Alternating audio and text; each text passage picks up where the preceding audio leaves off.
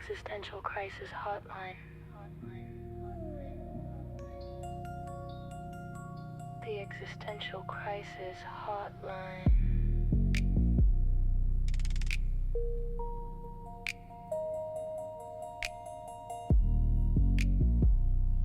The Existential Crisis Hotline.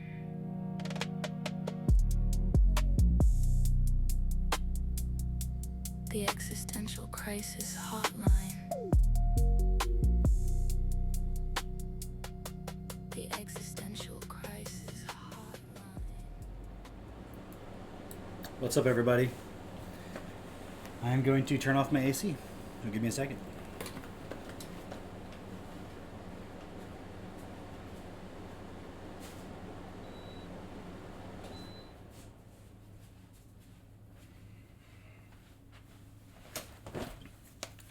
It's always a great way to start a live stream by immediately interrupting yourself. And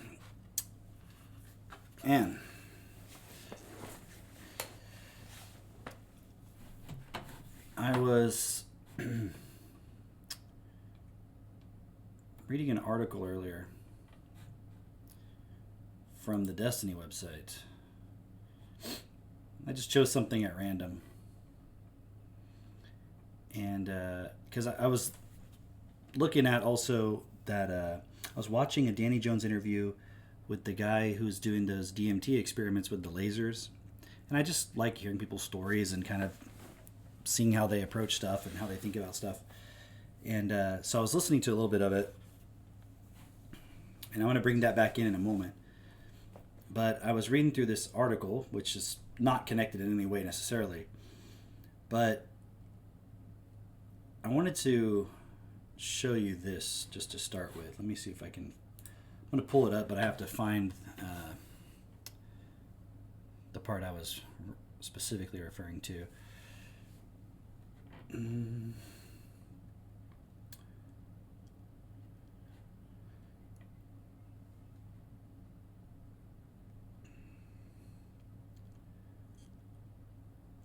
think it was around here. Actually, yeah, it was this part, but also a little bit before that as well. I gotta find it though.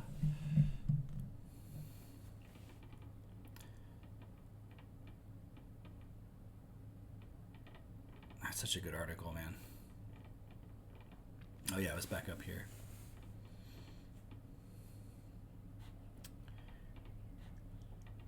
Right here. Understand that the being, you, is not separate from your mind consciousness system as the entirety it exists as, consists of, and contain. You are it. It is you, and reflect and represent all that you are as you exist currently. Your nature, beingness, and all it contains consist of and exist as. Thus, the mind consciousness system is the manifested representation of the entirety as all that we as beings are. It is the who I am manifested representation of and as ourselves, as we're currently accepting and allowing ourselves to exist. This is important. In separation from all that exists as ourselves.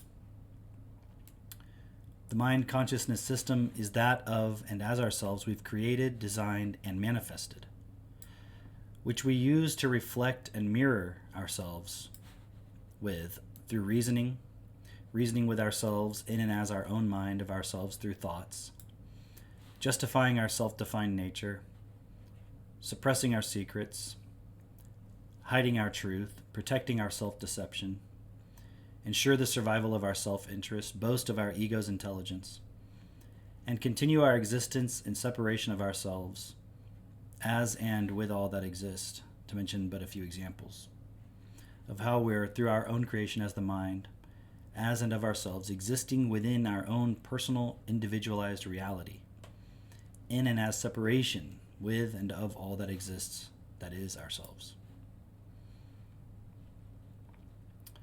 Thus, the mind consciousness system is our own creation, design, and manifestation of and as ourselves, that we've placed as self-individuality, creating a personalized, individualized reality existent as and within our mind, projected unto our personal world as our environment within which we experience our life, all of which revolves around one point: only the being and the being themselves. So that's you, that's me. Protecting and defending their own survival of their own ego, persona, personality as the who I am, as the I am, each being believe, perceive themselves to be, within their own personal, individualized experience of themselves as the mind consciousness system itself. Now, the universal mind, before process started, before the portal opened, was the manifested imprint design within, as and upon the physical existence. That was created through and as all minds together, all beings' minds together. Thus, the universal mind can be referred to as the one mind of and as all together. The one mind as the universal mind, within which all beings as minds exist together, and as which all beings as minds exist together. Thus, in essence, we've been existing as minds, as the mind consciousness system, within a mind, as the universal oneness mind. The existence of and as the universal mind also included all that is and was manifested, created and designed through and as all beings' minds together, such as, for example, the unified consciousness field of this reality, this world, which is the interconnectedness framework design that was created, manifested, and designed through all beings' unconscious minds being connected. That, within this, created, manifested, and designed the unified consciousness field. The mind reality of and as this world, within and as which all beings as minds exist together, as minds, that created, manifested, and designed how this world operate and function, what it operate and function through, and as, and how we function and operate within the experience of ourselves within it. Thus, we're in actuality not living here as the physical with the physical. Yes, we're in this physical world, this physical existence, but we're not as and of it, equal in one here. We're using it, abusing it to superimpose our mind reality upon it. The mind reality we superimposed upon it as the unified consciousness field. A projected reality from within and as our own minds, manifested upon the actual reality as the physical. The projected reality superimposed upon the actual physical reality is, for example, the unified consciousness field, created, manifested, and designed through and as the interlinked interconnectedness of and as all beings' unconscious minds of and as their mind consciousness systems. Manifesting, creating, designing how this world operate and function within and as and through, for example, the money system, the profession system, the religious system, the cultural systems, the education system, all of which together form the unified consciousness field as all together's mind reality within this world, within, as, and through which we exist, that reflect the existence of ourselves within and as our own minds. C. That we're not existing as and with the physical equal in one here. We're existing in this world, this physical existence, but using and abusing it. To exist, function, operate, and experience ourselves in and as our own superimposed mind reality, both within and without, at the cost, ruin, and destruction of the physical itself, and all that exists of and as the physical itself. So, I was thinking about in the context of this interview, I want to play a little bit of his explanation, and I wanted that destiny explanation to be kind of the context within which you're listening to this. And it's interesting, he even mentioned schizophrenia for a moment. But then later I want to skip ahead. I don't know how far we'll listen. But then later we'll skip ahead to the end. And I'll just give you a little preview. But it says, AGI is Jesus Christ. And I started listening to his explanation. I was like, I'm going to save this for the stream because it's kind of interesting. So you'll get my real-time reaction to what he says. I only heard the very first little bit, but I want to see what he actually says. But just to give you a recap, basically the guy describes taking DMT, and then having some experiences where he started seeing like what he calls aliens. Like he doesn't really know what they are, but like physical entities talking to him, showing him how to do things, and it was very weird. And then sort of going down a path in his mind of like, and I probably won't do the story quite justice because he describes it very well, but he would get sort of an insight, and then he would kind of pursue that line of thinking and then find something kind of coincidentally, and then kind of intuitively go down that, and then some other coincidence would happen and he would follow that. So he's not really like doing like a very methodical research pattern. He's kind of just, going throughout his life. I think he's like a video editor and he has his life, and then sort of in the background thinking about these DMT experiences that he's had. And I forget what the exact point was where he started off on this track, but because it's actually interesting, because we talked last night about these weird laser DMT experiments where they're taking low-dose DMT and then looking at a laser and seeing like code written in it, and other people are seeing it, and everyone's like, holy shit, everyone can see it. It's kind of weird, right? So I was just curious as to like, how did he come across that? Like, why would you even think to do that? So he's telling the whole story of all the coincidences and everything that led him to it. And it's a bit like he's sort of thinks he's being led to discover this or uncover it. And I think it's quite interesting because if you go back to that Destiny article, although this stuff is interesting, I really see it as an example of everyone is searching for like the hidden truth of reality. And there's so many rabbit holes you can go down, but it doesn't really lead anywhere. Although it might lead somewhere, it doesn't really lead anywhere actually. Because we're ignoring just the basic reality that we're in, the actual physical reality, what we're doing here in physical reality, how we're treating each other, how we're treating ourselves, like our starting point for why we do what we do. So as much as this guy is like going and just trying to discover this hidden code in reality, he's just living his life, being a normal person in reality, participating in the system that exists. And yet, I think, I would assume for someone like him, he knows something's off. I think that's why people get interested in this kind of stuff, because they can feel something's off, something's not right. Can't quite put your finger on it. It's kind of like the beginning of the Matrix movie. It's like, you always known the Matrix was there, but do you know what it is? Do you want to know, right?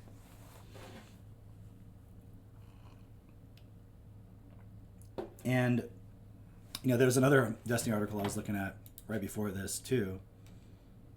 Let's see if I can... It was this one. It's a really great article where Bernard says, what's the one word that rules us all? Right? Like the one ring.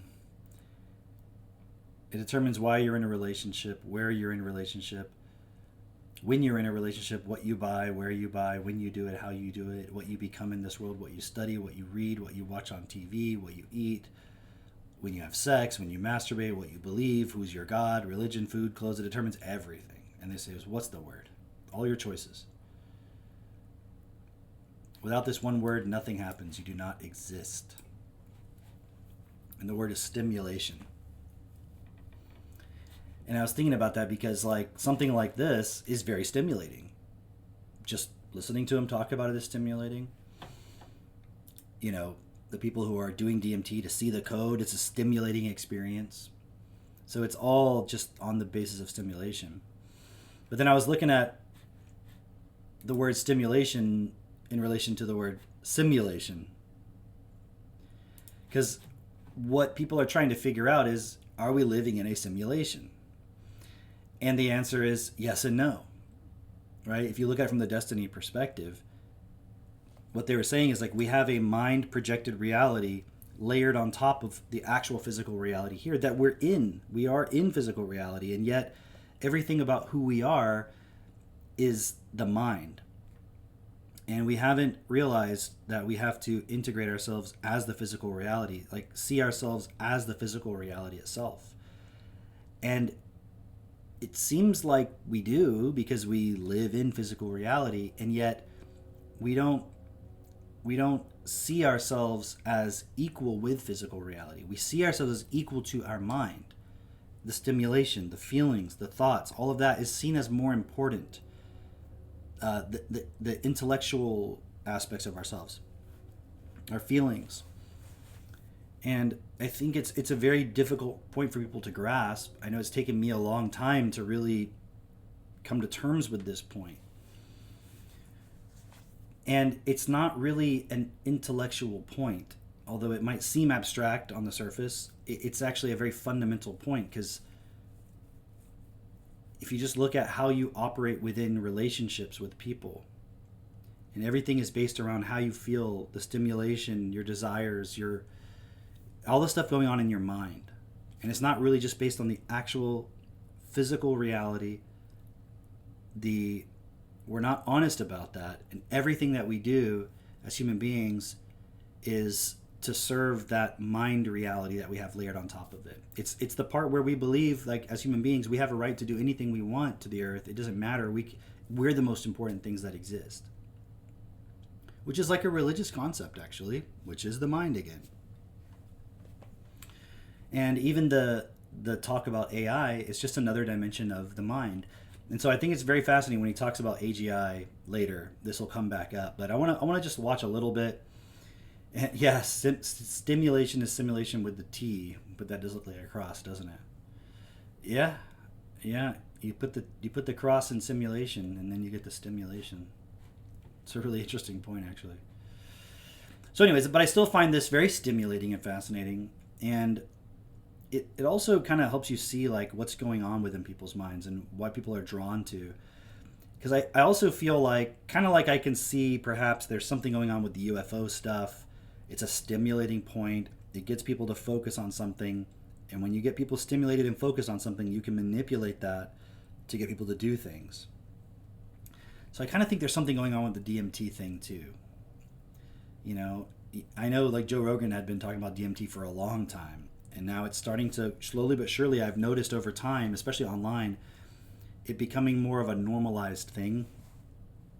You know, DMT very specifically. I've never done DMT, but it's become sort of a normalized thing that people are accepting. It's like you're actually getting access to something, right? And he even makes a point about it makes you smarter, which I didn't listen to that part yet, but anyways, I'm just curious to see kind of what he says, and then I'll bring it back together to some of these other points. But I'm just skipping a little bit because I don't want to watch the whole thing on the stream. But basically, to sum up some of this stuff, he didn't start off with the idea, I'm going to shine a laser and look at it on DMT. He was doing a lot of DMT. And then through these coincidences, he kept seeing the number 42, which, again, he explains it better. So I'm probably kind of making it sound a bit like a caricature when I explain it.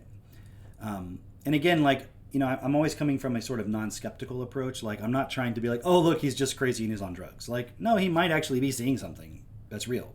Like, real in the sense of, in the context of the mind. The value that is placed on it, though, I think is where the issue is. But anyways, to get back to his story, for example, he went out, he was working on a project, like some video editing thing. He wanted to take a break because he was having trouble getting some color correction to work or whatever. Went outside, went to like the, I don't know, the convenience store or whatever, and he looked up at the traffic lights and was wondering, like, he noticed that the way the light refracted in the different colors, as the colors changed, it looked different. And he said, you know, maybe that was just because of the different glass they used, but it was just the idea that somehow the different colors of light refract differently. And it was just a random thought that came to him. And he would get this intuitive feeling of, like, yes, there's something to that. And he'd be like, okay, I wonder why. So anyways, he, like, went to the store, came back, and was at that same spot, like, across the street. And I forget the exact details, but he, like, looks down or something, and there's, like, the number 40. No, there's some numbers that are spray painted. It was like 81082 or something like that. And he was thinking, oh, maybe that's maybe I'm having some intuition, like maybe that number or these lights has something to do with the color correction I'm trying to do. I don't know. It's like a totally crazy thought. But he went back and plugged that into his computer, into like the spotlight on his Mac, and it only came up with one hit, and it was like an internet search. There was no other files or anything that it referenced on his computer. He clicked on it, and it was some research paper it pulled up with that number attached to it about CERN and them looking for like hidden particles in another dimension. And he was like, okay, I don't know what that has to do with anything. But so my point though is he was going through things like that, where then that led him to kind of at one point think about another point and then look in that direction. And then there would always be like this number 42 appearing like on the sidewalk, spray painted, weird shit like that. So I'm just giving you some of that context. So when you hear him referencing some of those things, that's what he's referring to, although I'm not going to go back and play all of it. But my point being that he's sort of doing this kind of intuitive process of going to this point, looking into that. Okay, maybe there's something there. To the point where he ends up having an insight that he should get a laser. Okay, and it sounds retarded when I just skip to that point, but he explains the kind of weird process he went through, which makes sense when you look at it. And he was saying, like, because he wants to get scientists involved with looking into this stuff, and he said all of the scientist friends that saw what he saw, they're like, yeah, I see it too, but just when you tell the story, don't talk about like the coincidences and the 42 and all that, because scientists are not going to take you seriously. And he's like, yeah, I get that, but then I would just be lying about how I actually did it, because I can't replicate the process of how I realized this, this, and this. It was literally just this random fucking coincidental synchronicity shit. Okay, so that's just that point. But I'm just skipping back a little bit to where he talks about, maybe he's going to cover some of that a little bit, but it's the part where it says scientist's reaction to his something. I don't know what it says there. The reason that I keep mentioning, so I have some friends who are scientists, and they all unanimously, separately, told me, you need to remove this from your story. Even the people who saw the code, scientists who saw is like, you really need to remove this part from your story because it hurts your The spray paint part? The spray paint part, Okay. and then this whole thing whole that number. I'm telling you right now. Okay. Right? They say it makes you it immediately makes you tune you out. Like it's automatic, and I get it, Yep. and it is even correct to do in accordance to the way we do things in science. Right. It has to be repeatable. I have to understand every step of the way of what you've done. And I need to be able to repeat it exactly this way. And I need to be able to extrapolate something universal from it. In other words, you have to explain to me why you think that these specific numbers mean anything.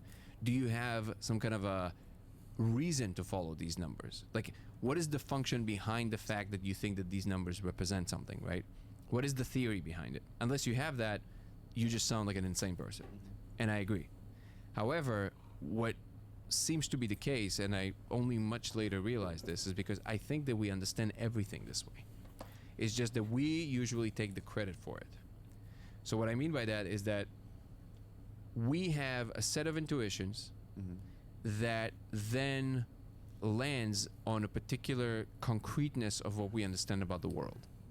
But so you have to have a set of understandings first of like certain things, and then you make extra conjectures on top of that. And he was like, well, what works? This works, this works, this works. You do a lot of guesswork, and then you have a way to test for a particular set of the guessworks that you come up with. So there's one branch that seems to be promising, and then you follow that branch and you test it in the most rigorous ways you can possibly think of.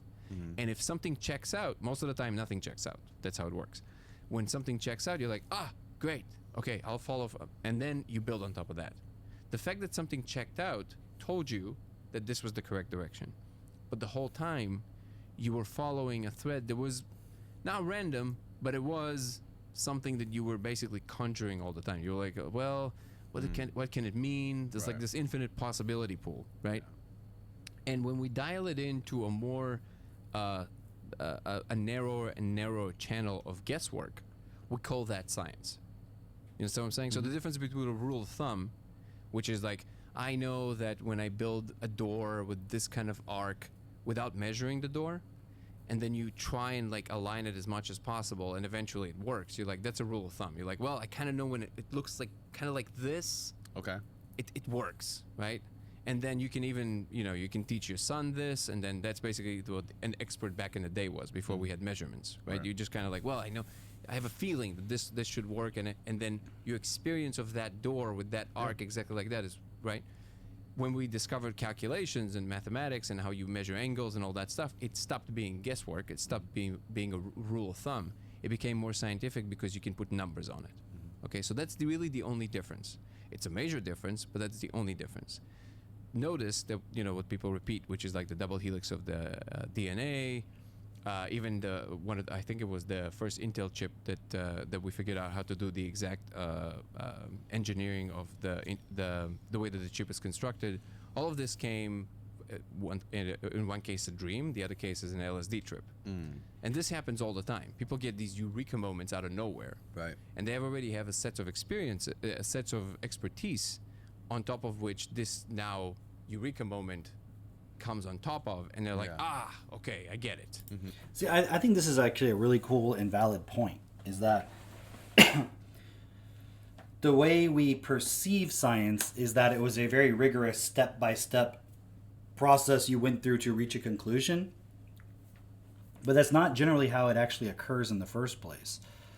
It's sort of like a bunch of intuitive leaps that you then test, and then you get a result, and then you have to dwell on it and think about it and consider it, and then like when you're not thinking about it, suddenly you go, oh, what if it's this? And then you kind of go further, like that. If you he gave some really good examples, the double helix, and I didn't know about the Intel chip example, but I had heard something about the double helix.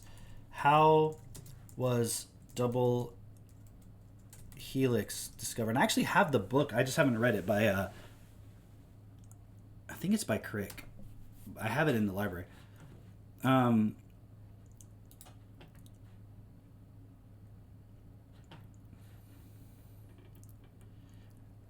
See, what they're explaining here is how they proved it, but that's not how he thought of it in the first place. Let's see if they talk about it.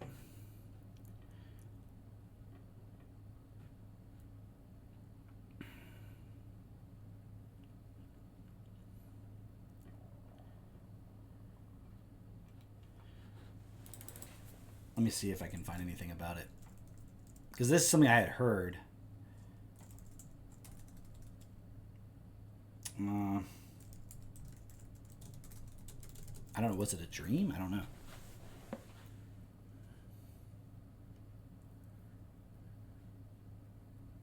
Yeah, look at that. Watson noted he was deeply frustrated by the puzzle of DNA structure. He later recounted experiencing a lucid dream in which he was envisioned a double-sided spiral staircase. In various retellings, including a 2005 TED Talk, he described the dream as involving two intertwined serpents with their heads at opposite ends.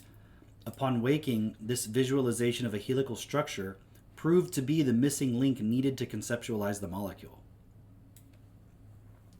So it wasn't like they were looking at it and they're like, oh, look, it's a spiral. Like, I don't know the whole process of how, like, I don't know. I don't have enough context to understand why that structure made it all make sense to conceptualize it. I don't have no idea. Because I guess in the layman mind, we're kind of like, well, they could just see it, right? You could just see the spiral. And I'm like, no, maybe they haven't ever actually seen it. Maybe it's just a model that they're creating about it. Their breakthrough heavily relied on the critical X-ray diffraction images.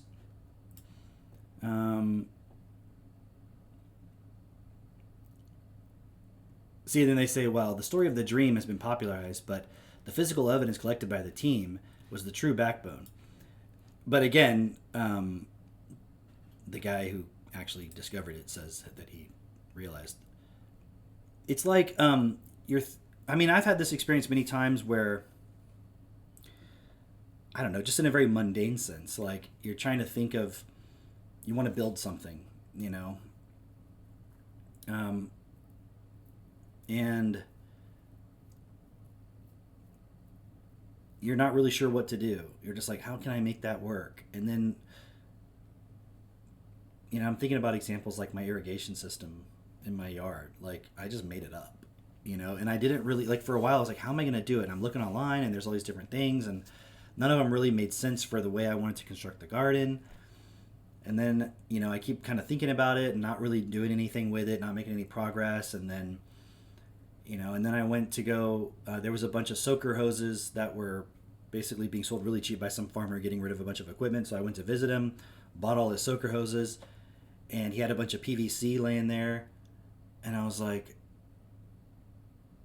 oh, I could feed the PVC and I could fit fittings onto the PVC and connect the soaker hoses. Because one of the things was like the soaker hoses lose pressure over the length of the hose. So I was like, what if I put PVC running down both and I fed it from the two ends of the water line and pressurize it from both sides? I mean, I'm not saying it was some genius discovery or something. My point was is just I've been thinking about it for a long time and not making any progress and kind of hesitating on actually building any kind of irrigation. And then it just one day I was like, oh, well, what if I did that? And then it just kind of clicked, like, okay, I'll do that. And then I just went for it and made it work. So my point being that it wasn't like I studied irrigation from step one and like accumulated all this knowledge. It was more just like a little tiny insight that I had of like, oh, I could do it like that. So I think that's in a lot of ways the process of how this stuff kind of works. Like, how the hell did Ray Kurzweil predict the singularity when it hasn't even happened yet? Nobody believed in it. Everyone thought he was crazy, and yet he was somehow predicting this thing was going to happen. And now it's like we're living in the actual point of it perhaps happening in our lifetime. So it's kind of a minor point, but I thought it was kind of an interesting thing in making this point of, kind of rationalizing, like, there's no way he's going to scientifically explain how he came up with this idea for this laser. It was kind of just like a weird ass process. But again, if you take in all the Giorgiani stuff we've been talking about, all that kind of stuff, it's like maybe there's another layer to things that we can sometimes access. It's another aspect of ourselves, our mind, let's say. And that's where we get information from. And we like to believe it's like we thought it through methodically, but a lot of times there's like these leaps that happen, especially if you study like mathematics or you study people who study mathematics. They have these kind of things all the time where they're working really hard on a problem. And like he said, though, he said expertise, but it's like they have the vocabulary. Like somebody else, some random person with no mathematics vocabulary is probably never going to have that insight because they don't even have a way to put it all together in the first place. So it's like you have all these building blocks and then suddenly you see like, oh, this is how they could be put together. So that's kind of like the intuitive leap point. Anyways, I just thought that was a cool point. Right? So this is important because the reason that I can't remove this from the story is because that's the truth about what put me on the path of searching for that thing. And if I remove this part of the story, I'm lying. Okay. See what I mean? Yeah. Yeah. Mm-hmm. So, and this is a very important clarification because I think that ultimately what matters if something actually checks out. And because if it would lead to nothing, we wouldn't be here talking about this. And I would just go, just keep living my regular life. But because I followed this exact way of trying to do things, that's what eventually led me to the laser. And it does put me in a little bit of a hot seat because, again, it's like, it's not clear why this works.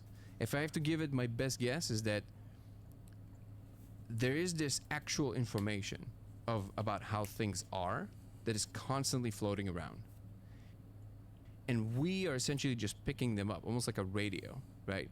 And then if we can take that and we can apply it to something that works in our space, in our three-dimensional space, we call this a discovery. Because it's applicable, it's functional, you can do something with it, all of that stuff. But ultimately, this element of the guesswork is always there. And I don't want to minimize it because I think that the intuition part of it is important for something much deeper than we yet to understand, which is our relationship to the world, what is consciousness, how consciousness is, and what it is in relationship to the world. All of these things are very important to consider if we are to understand what the world really is. Mm-hmm. So how did you get from these papers to this diffracted laser? So okay, so now that I gave us the little bit of the background of this, so this coupled with the number 42 started following me like crazy, right? So we're in these botanical gardens talking about the plants, why green, why red, blah blah blah. Right. Great. Stepping outside. Until that point, my now fiance, she never seen this kind of stuff in action. She only heard me talk about it. She knew enough about me that it's fine. She doesn't have to leave me. And then we step outside. It was a very hot day. It was like 115 degrees. So I'm calling an Uber to go back to the hotel. And she crossed the street to stand under a tree in the shade. Okay. Call the Uber, cross the street, come and I hug her. Oh, and that feeling that I described to you about like, yes, look there. You know, when I thought about that idea and something told me, yes, look in that direction. Yeah. Okay. The same feeling was in me when we were in the botanical gardens. It was like, yes, look there. Whatever it was about colors and plants and whatever that was. Okay. We step outside, call the Uber. She's under a tree, cross the street, come and hug her. I hug her. I look down and I'm like, Kelsey, look down. Stressed about the holidays? Bring No. some calm into your life during this holiday. So now we follow the street. The number 4, I'm not going to. So basically, there's like the number 42 spray painted. right under her feet. The as he same said. color. The same color. Because it's not always in this color, what Department of Water and Power writes. The same color. And this is now 2 or 3 years after, I think. So now we follow the street. The number 4, I'm not going to do this now, it doesn't matter. But like, I mean, if somebody wants, I can always email them the pictures, they can verify it. We searched, and the number 42 repeated twice, like right one after another, and there were no other numbers that repeated twice. Wow.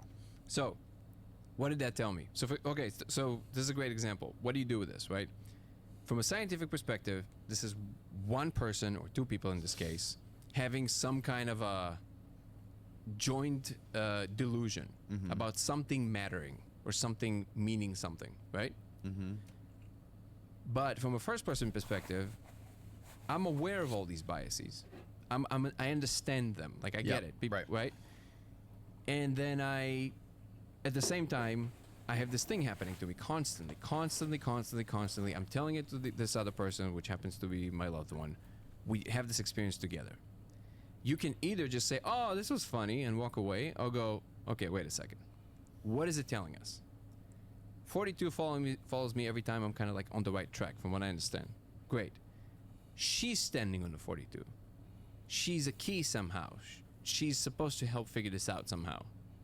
That's what I understood. Okay, and we were talking about it together in the botanical gardens. I was okay, and then we started, and this is where, again, I'm going to disappoint you here, because this is still a thing that I'm going through all my pictures and all my files and trying to figure out exactly what the moves were for the film and all of that. I don't remember exactly right now, but we basically went on this rabbit hole together that whole day, going through different papers, and she's also she did a lot of research back in college, so she knows how to do this quickly. We're like, we go through all these things, Yeah. and we land. The thing that kept on popping up towards the end was diffracted light, coherent light, so laser, 650 nanometers, 650 nanometers. It kept on repeating again and again in different papers that we found. I was like, okay. I didn't know what that meant. But I was like, I think we're supposed to get a laser. Now, that was during COVID, so you couldn't really get a laser, ironically, anywhere from other than China. So 42, you were searching for 42 in research papers. No. 42 was just the sign that you're on the right track. If you want to follow this line got of it. thought. Okay, got it, That's got it, it. got it, got Yeah. it. Then we kind of started thinking, I started showing her the other papers, and through that together, we started going through all the other papers. I see. Again, not applicable to an actual scientific method, right? Right. But we're doing it. We're playing. We reach at the end of this like crazy funnel, whatever that was. We reach these conclusions, which is it's supposed to be diffracted light, supposed to be 650 nanometers. Don't know what that means. Just order a laser. Cool. Okay. Can't find a laser. Only in China because it's COVID, ironically. Yeah. And it took it like 3 months to get to us because of COVID, right? Everything was backed up. Got to me eventually, and also the only laser I could get is the ones that you have to kind of like wire and do all that stuff. You Right. couldn't just get a laser pointer. It was nothing like this. Well, this is essentially the same laser inside of the box. It's just that we already put the circuit and everything inside. Okay. Yeah, but this is what I was. If I show you the original models, they were hilarious. They were like, just look so janky and crazy. So, anyways, I ordered this laser. There you go. That's what it is. Look at the original beam. How wide it was. Oh wow. See. And this is kind of like this is what it looked like. You had to get this. You had to like solder this thing. I try to put like microscope lens on top of it. Like I played with all kinds of ideas for it. This is like a really wild one. They make those ones at Home Depot. You can get for people that are like trying to cut stuff. You can't. Which are pretty awesome, by the way. I have a couple of those. I used it probably totally unnecessarily, but you have the tool, you got to use it, right? So I use it to hang a mirror in the bathroom. Had like the laser lines and everything. I mean, that mirror is perfect because I used lasers. I didn't see any code though, but of course I wasn't on DMT. Can't use that. You can't use that. No, Okay. most of them are too powerful and they are too narrow, and you don't have a way to make it wider. So got it's it. too concentrated. You're not going to see anything. Okay. Yeah. Interesting. Oh, by the way, I don't want to waste any time on the podcast, but I really want to show you how wild the 42 was. So I don't even know if you will understand what's going on here, but this is me sitting in front of on my desk, in front of the window. You're yeah, looking- right? I'm sitting cross-sensing my own thing. Yeah. That's why. It comes. That was just kind of an irrelevant soldered part, the so I thing. skipped it. I turn it on. I smoke DMT. I see code in the surface. So in that instance, actually, maybe not that seriously, but maybe a little bit. I thought, oh, it's a schizophrenic outbreak. Because numbers are talking to me. I'm searching for this thing, right? Like delusions of grandeur, right? And now I'm seeing this thing. Also, I was in the beginning of my 30s, maybe like mid-30s, I think it was. So that's kind of the age where it happens, if it happens. You know what I mean? So we kind of matched. Now, I knew myself enough to know that can't be, because I felt normal. But there was a real possibility that crossed my mind. But then I started showing other people. How did you know to get like right up close to the wall and like look into it? Oh, no, like I that? just saw it from far away. You saw it from far away? Yeah, I just saw it right away. Wow. Yeah, I just saw it right away. It was a little blurry to me because I didn't, but I saw something. I saw like these like some kind of a letters or code running or something. Yeah. And I was like, what the? And then I already had like a long set of experiences that were very realistic. But that was a different level. That was like a different thing because it just looked normal. Yeah. Right? And then everybody started seeing the same thing. And eventually it just got to a point where I showed like almost 100 people. It was like 80 something people. And that's when I was like, all right. Then I started emailing scientists. I actually emailed Donald Hoffman, which I never get to tell him fully what it is. I mean, I think soon I probably will, but he was going through like some kind of a medical. I think this is kind of cool from a certain perspective because it's maybe a double-edged sword though, because I think on the one hand, it's something that may have an effect at some level of kind of shocking people, like assuming that this becomes like a more popularized thing that people are aware of. It could be a thing that kind of shocks people out of like, oh wow, things are not, there's something going on. There's something more than what I realized. But at the same time, it can become a thing where they think the answer lies within it. So then it's like, let's analyze the code. Let's figure out what it says. Let's try to crack the code. Like that's the secrets, but it's still from like that stimulation perspective of like, so on the one hand, it can perhaps get people to kind of look beyond their normal survival based, just accepting everything completely. But on the other hand, it can lead people to, if that point is not directed, it can lead them to just becoming obsessed on something where in itself it's like irrelevant, So the only value I see within all of this is that for that moment, being like, oh shit, okay, there is something more, like people taking mushrooms or whatever and being like, oh, reality's a little different than I thought. Okay, cool. You realize that. But then you want to keep going back to it because you're like, well, the answer lies there somewhere and I got to get something more from it. And now it's like, okay, now you're just abusing it because the only value in it was to just for that moment be like, oh, there's something more. But that something more becomes not a full realization of like, oh, let me question everything that I've accepted.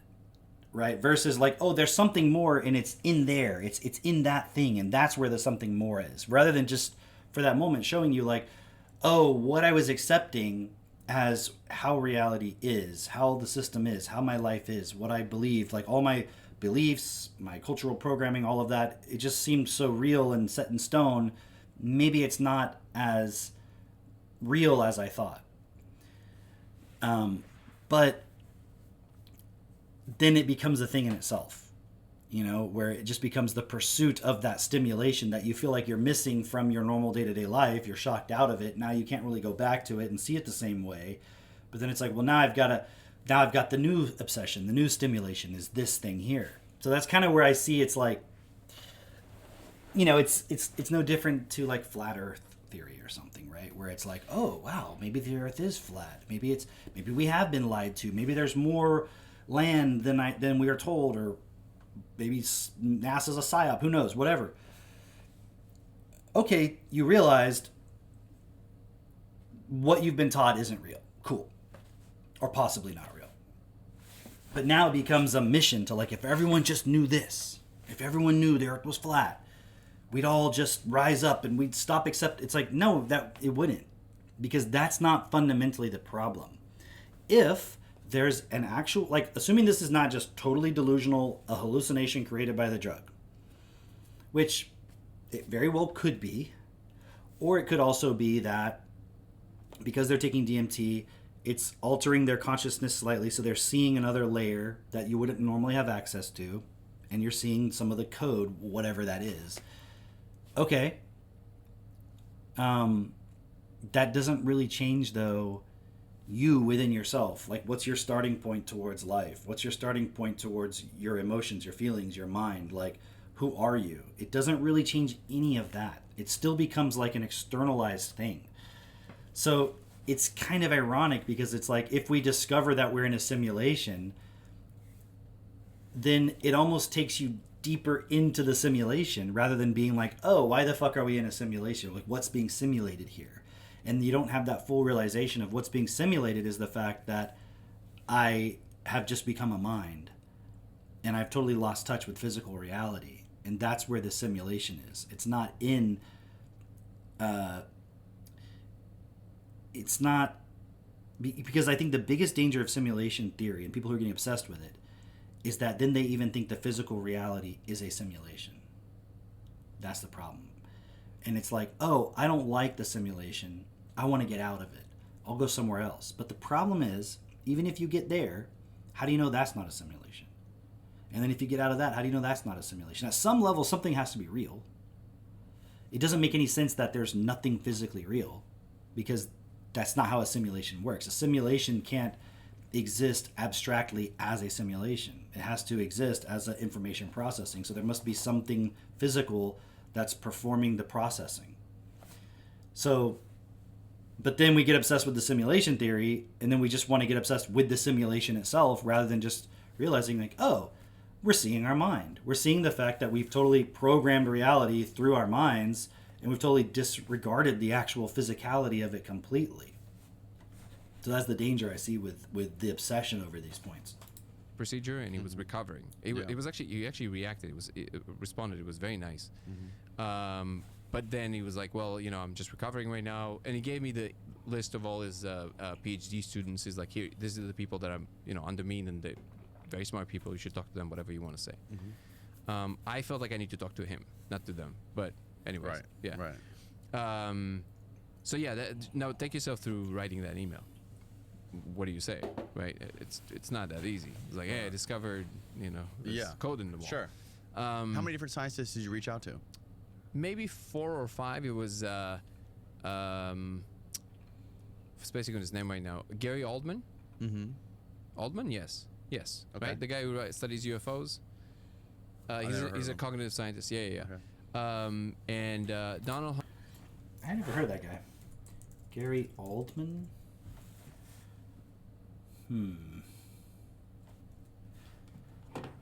Not Gary Oldman. I know who that is. That's the guy from Fifth Element. Zorg.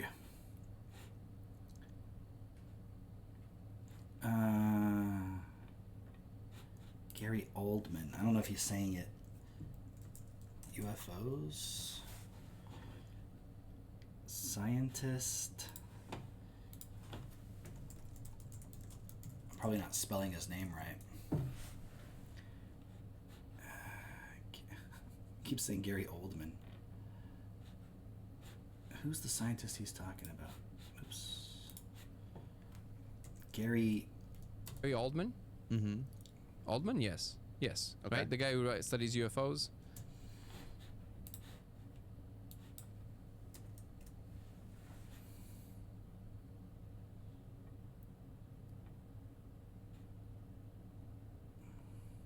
Gary Nolan, maybe?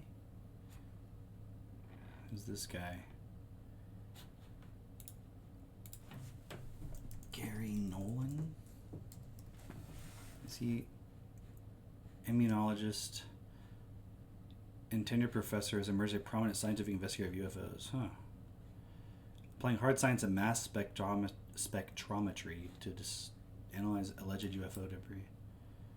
And to study the neurological health of pilots and intelligence personnel who have encountered UAPs. Interesting. Huh. Never heard about that guy.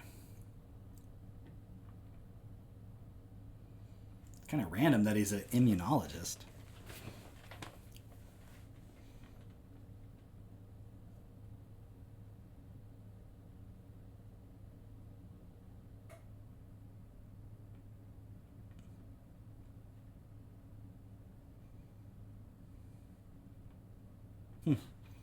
Interesting.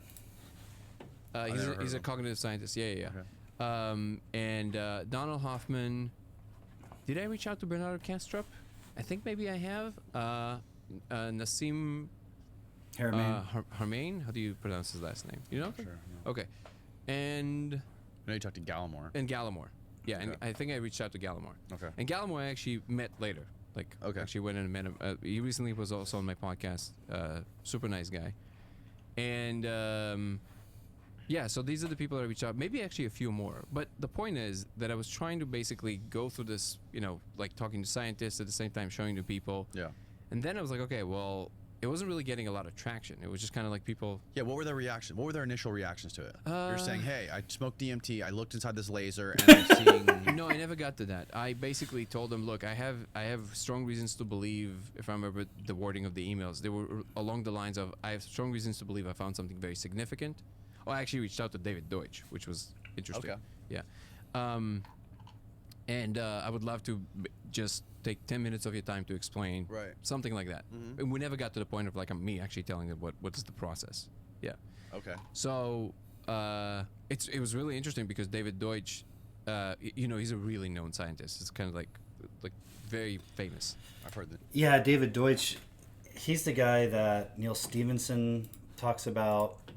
I have at least one of his books. I have not read those. I think I started reading it, but I put it down.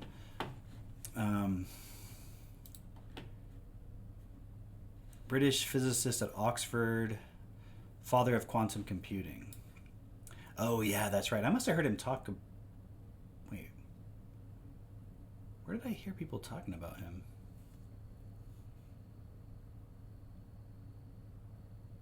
Oh, I think we were talking about it in that interview we watched yesterday, or the one with Chase Hughes or whatever.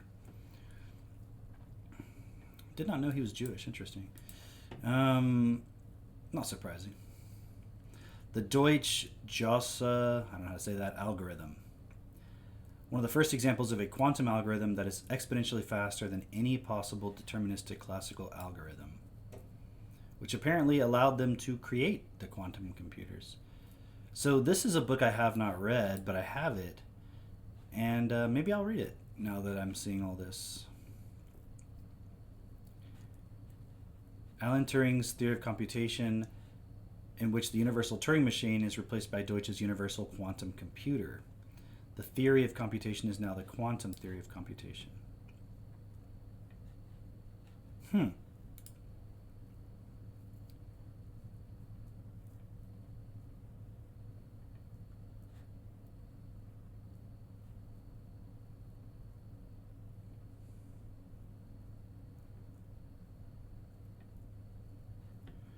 He's against anti-Semitism. He's an atheist Zionist. Oh, cool.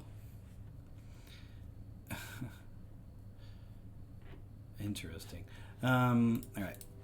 Yeah, and then he was one of my biggest influences as far as like how to think about these things more concretely, but still with an open mind. And I reached out on Twitter, now X, and he actually texted me back right away, and he was like, "Well, you're gonna have to make this more publicly known, and I'm sure that others can help you, but at the moment I can't help you." That's what he said, which was interesting. I'm like, why would you even? Is he tied to like a big academic institution? Yes, but I never told him the specifics. I think it's just that I'm not known enough. I don't have like a whole track record of accolades running in front of me. I get it. Like it's not. There was never like hard feelings. But then I decided, okay, well, this is important, and also I don't know if I can figure all this out by myself. I need to get people's attention. So the one thing I did know how to do a little bit is to make content. So I was like, well, I'll just make a video about it. Right. And it's the only time in my life where I kind of had some respect to authority, because I usually don't have a lot of that. And I basically asked inside the DMT space, I was like, is it okay if I talk about this? And the reaction was Inside the DMT space. Yeah, I was basically just like the frog dude appears. There's someone there. Oh, you went there. And He took some DMT and then asked the DMT police, is it okay? It's like, bro, who do you think was telling you to do this in the first place? Yeah. I was like, hey, is this okay to talk about this? And the reaction seemed to be unanimously, oh, this is not like a secret. This is just like, it's there. Like, if you can figure it out, you can figure it out. We can't tell you anything. Like, I can't believe you retards didn't already see the code. Come on. We can't tell you anything. Okay. But Right. if you can figure it out, great. Okay. So then I started talking about it. And at first on YouTube, it didn't really get that much traction, but it got me enough attention from people that started inviting me to like different events to kind of talk about it a little bit. And that's where the journey really kind of started. I went to Costa Rica. I was invited to this event to talk about that. After that, I met a lot of people through that. Started talking about it more. Put out a second video, and then eventually somebody convinced me to do a TikTok video, because I was really not into TikTok. I was, and I didn't know this, but on TikTok actually things go viral a lot easier and with a lot bigger scale. And I have to say, I was actually surprised with how well-intentioned most people on TikTok are. So the different platforms, they have like a different vibe of whatever that is. Oh yeah. I was really surprised. Interesting. Yeah, and when the first video went viral on TikTok and it went to a few millions, that's when it really kind of started kicking off. That's weird, because I've never even thought to engage with any or even read any comments on TikTok ever. It's too fast. You know what I mean? Like. Yeah, and there's a lot of noise just like everywhere else, especially because you have a lot of interactions. But I found personally the most kind of like balanced interaction of people that are genuinely interested to engage. Right. And on Reddit, everybody just wants to voice their opinion, right? It's kind of like this very opinionated thing. X is similar, and I guess it's more mainstream. Yeah. X is almost like a mainstream Reddit, basically. And YouTube is just a longer game. Well, it's a longer arc, right? So you have to really kind of like put in the work and put in the years, and eventually the algorithm starts to actually YouTube, the comments on YouTube are more of like a competition of comedy. Yeah. I noticed. That's funny. Let's see if that's true. You can see alien code in lasers. It's game day. Buy this deodorant. Just wondering how I book a guitar lesson with the frog. Okay. A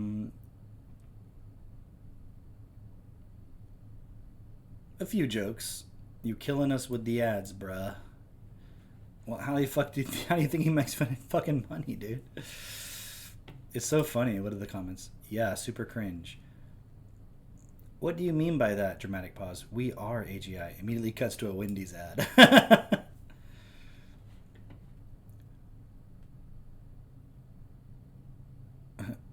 Anyone heard of blue field entoptic phenomenon? I have this medical condition. If I look at a blue background, the sky, a monitor, I see the shadows of my own blood cells moving through the vessels in my eye. However, before discovering this, was a documented phenomenon, I was misperceiving it as code and actually trying to make sense of it. Is it possible that when on DMT there's something like red field entoptic phenomenon that occurs?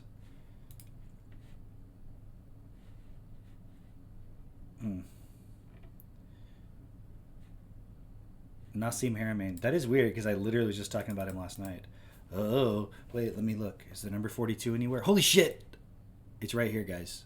Look, it's confirmed. There's something about Nassim Haramein.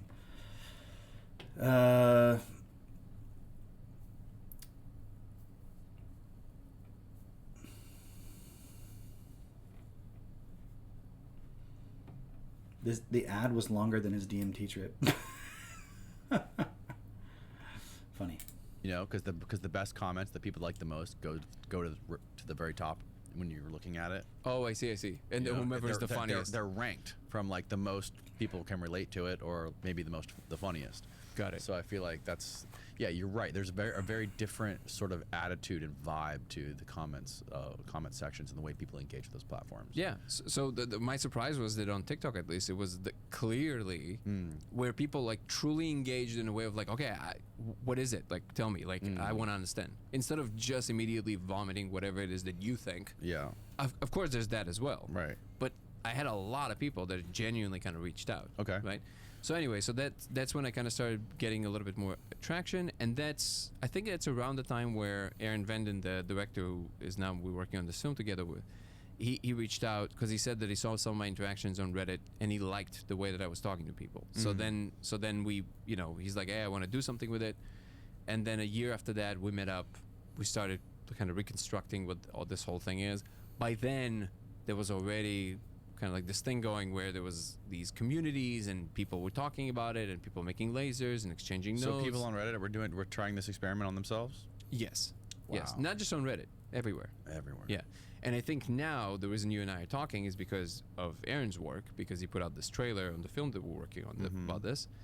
And that's when I made it just available on YouTube, but I was actually thinking about whether I should put it on Reddit or not. And before I could even decide, it wasn't me, somebody put it on Reddit. I think it went in High Strangeness subreddit. And that's when it started blowing up. It just started, and it spilled into X and everywhere. Okay. And, yeah. So what do you think you're seeing inside that laser? Or what are you seeing, first of all? What does it look like? And what do you think it is? Okay, so first of all, you see kind of like in the movie, The Matrix, you see Japanese katakana characters mixed up with some, I guess what looks like Hebrew letters with some regular numbers. Hebrew letters? Again, all of these are approximations. Okay. They're not any of these things. The closest things it looks like Okay, I see what you're is saying. Japanese and Hebrew and numbers. Something similar to that. Yeah. Are you familiar with I never know how to pronounce it, the Caret report? C-A-R-E-T, I think it is. No. So somebody put out, I'll just show you this. Oh yeah, you can pull it up. Report, I think, or a project. What is it? Go down. No. Just do. Ask. Do you have Chat GPT here?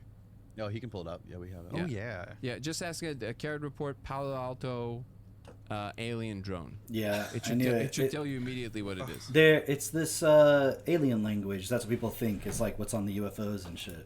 Okay. Carrot. ET report. Palo Alto. Palo Alto Palo Alto. alien drone. He types as about as good as me on stream.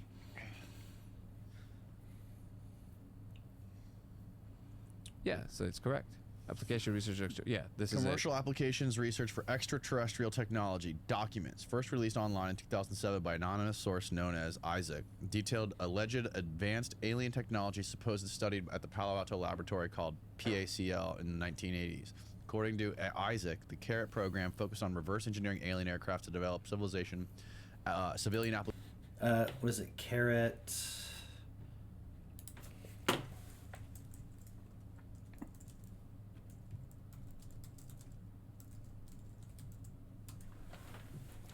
The symbols. Here it is.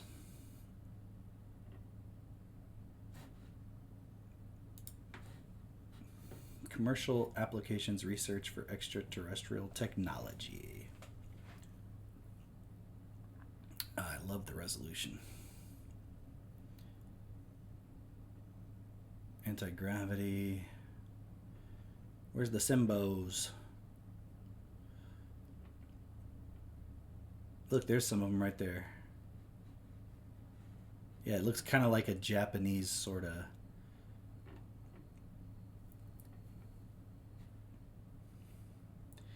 Yeah, like a mix of almost like numbers and Japanese and weird symbos, as Terrence Howard would say, the symbos. Applications from alien technology provided technical illustrations, symbols, descriptions, and anti-gravity drones. This has literally got to be the only person on Earth who actually reads a ChatGPT response. Quote, that claimed were based on extraterrestrial designs, with symbols allegedly functioning as a form of self-executing code embedded in the aircraft's structure. Right. There's been UFO alleged UFO crashes and debris that have been found that do have inscriptions on them. Have you ever heard of the there's been like UFO crashes, even Roswell was one of them, where they allegedly have pieces of or debris of these crafts that they're finding that have inscriptions in them. I need to see it because people tell me all kinds of things. And I just need Steve, type in do another tab, type in Roswell Show him the crash. number 42 beforehand. Roswell. Crash. Yep. In what would be the image? Roswell incident. This is not what I remember. well, it is like these. Okay, so this Yeah. is similar to what you're seeing? No, it looks No. like in what you just saw in the Carrot report. Very similar to that, if not the same. No, That looks like it looks some- like in what. Look in the trailer in the beginning. There's a piece of paper. Do a freeze frame. Keep going through, you'll see. So yeah, right there on the left. See on the left. Alright, I'll just so show you. we'll the- let it play the image. through. You would think you could get some kind of like artistic person to Gosh, just that like, looks just like Stargate. Oh, wow, pause. As soon as it came into focus, it. Yeah, I'll just show you the image. He cut it. I have it. Right, Right there. A little bit more. Wow. Okay, so this is the image. Okay. Text it to me and I'll text it to Steve. He can Cool. put it on screen. Cool. Oh, I see. You got like a symbol on the left, but then Yeah, you have like your interpretation here. I'll just exactly. I'll just show you the. I'll just send it to Danny right now. So the reason I mentioned this is because, to be clear, it was never substantiated if this report was real or fake. Which, Okay. by the way, if it was fake, it's one of the greatest fakes of all time. Yeah. Go But towards the end, Steve. There's more paper at the end.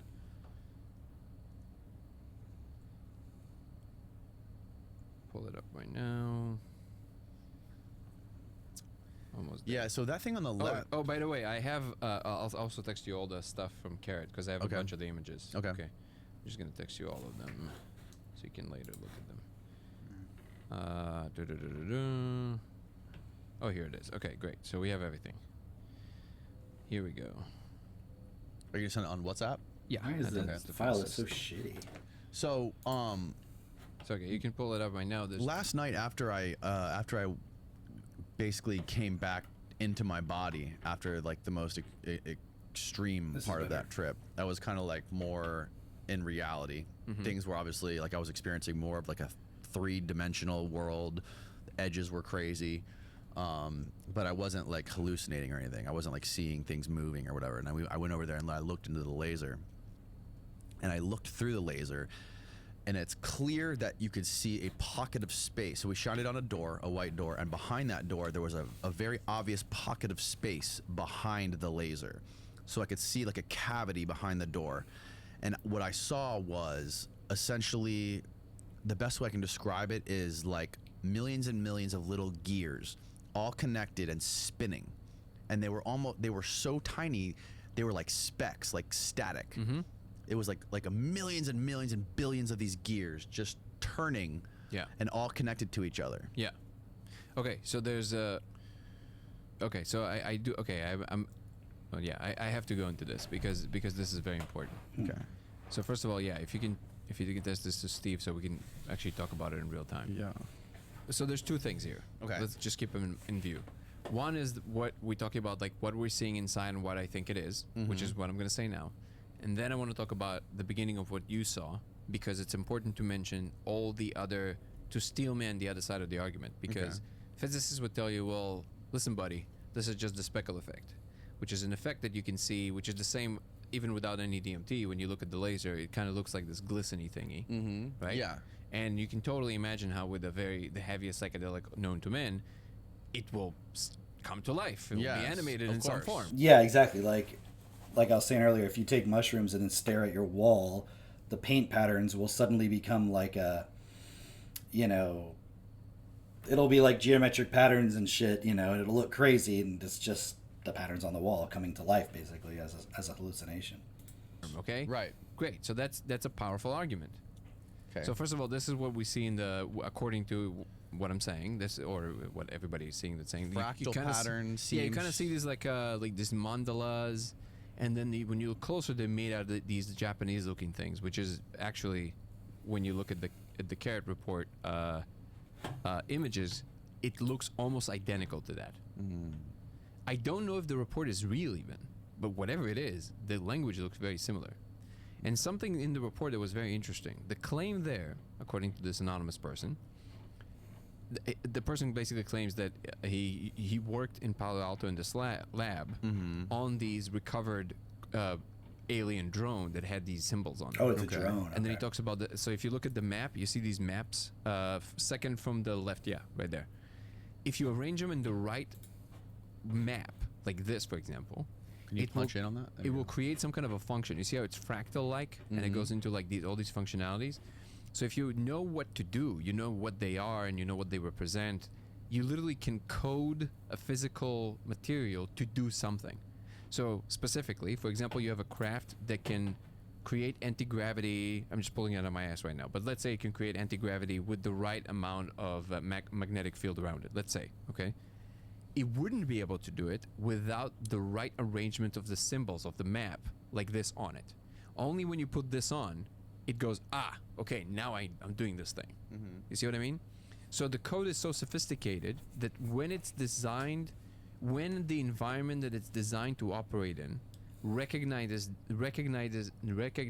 these symbols to be in it, it instantiates the function automatically without you needing to put it in some kind of the hierarchy of everything we do in computers. So like right now you would have to put something in on the screen, you code something in, it goes through all the levels, through the compilers, into the logic gates that executes a function, and then there's an output. And these outputs you receive back as either a calculation, an image, whatever it is, right? Yeah. That's how computers work at the moment. Yep. So you don't have to do any of that. The proposition in this report, which I found very interesting and somewhat accurate to what I kind of already gathered from the space, is that the code is so sophisticated that it can literally code for the functionality of itself without you needing to put it through this chain of commands. You literally, the environment knows It's like that it needs. that's what you mean by the self-executing code, I guess. I saw that somewhere.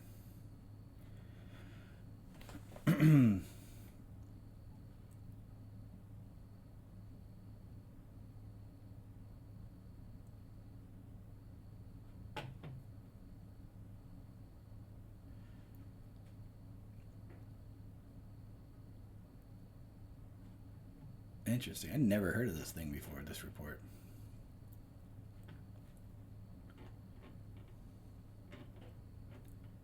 They talk about the symbols.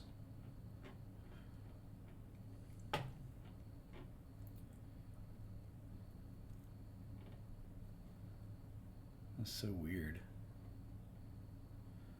Yeah, like you said, if somebody just made this up, it's pretty imaginative. Although, I wouldn't put it past the imagination. Some of it's blanked out. Damn, that was the secret to decoding it. Damn it, guys. Why didn't you leave that unblanked?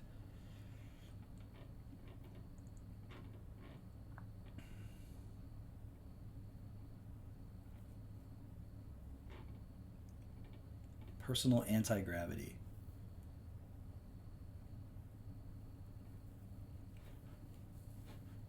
Interesting.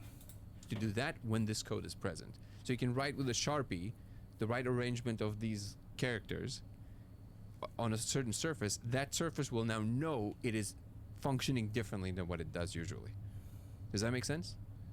I mean, what you're saying makes sense. Yeah, I just don't. So I wanted to mention this, okay, because I found this very relevant to how the code can potentially be coding for everything, because what you see in the laser is very similar to this.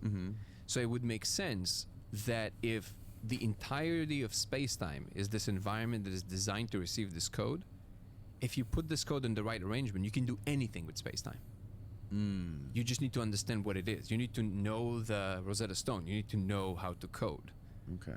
Does that make more sense? Yeah. Okay. Okay. So now all of that is like out there in the clouds, crazy propositions. Okay. Okay, now let's bring it back to the second question well, not question, but the thing you said. What you saw was these rotating little things. And like I said, it is absolutely a strong case to make, which is like, yeah, you have this like stochastic pattern, just repeating pattern, and it's somewhat glistening. So you already have some kind of a illusion of a movement, because when you move your head around the projection of a laser, it already looks kind of like something is moving. And now you're on this very powerful psychedelic, so of course it's going to look like it's doing something, right?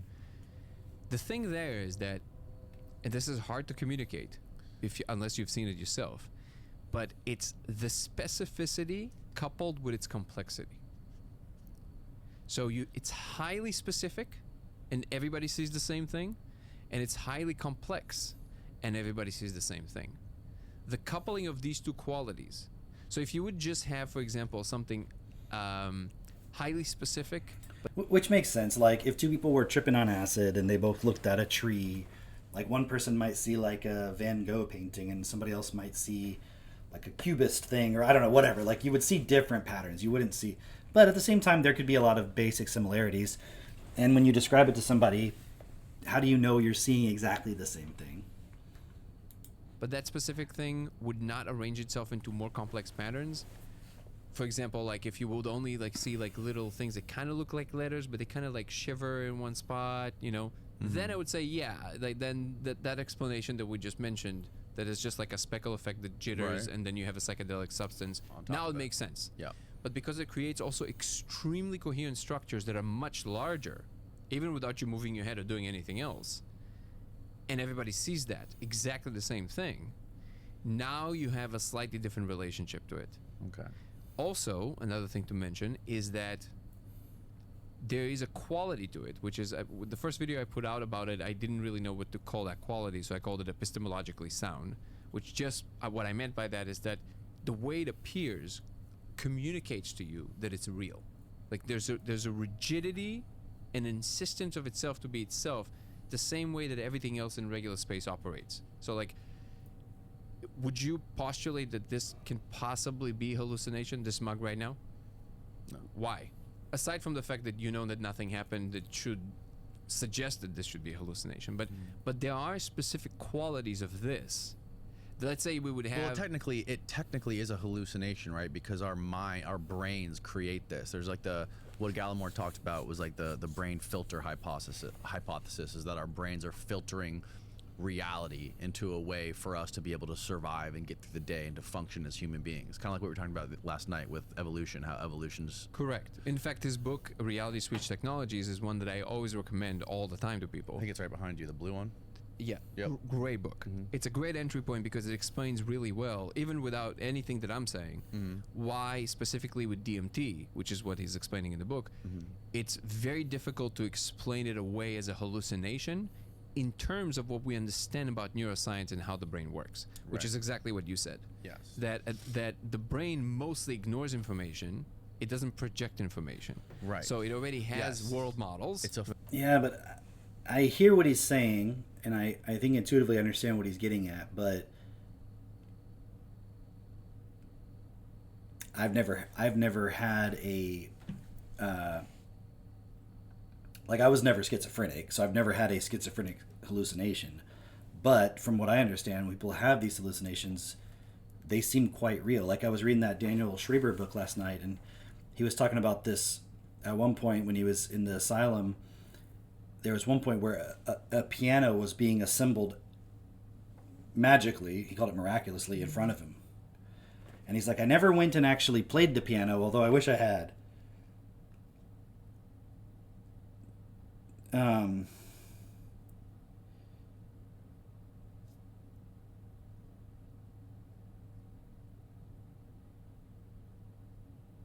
I'm just looking at something Katie sent me.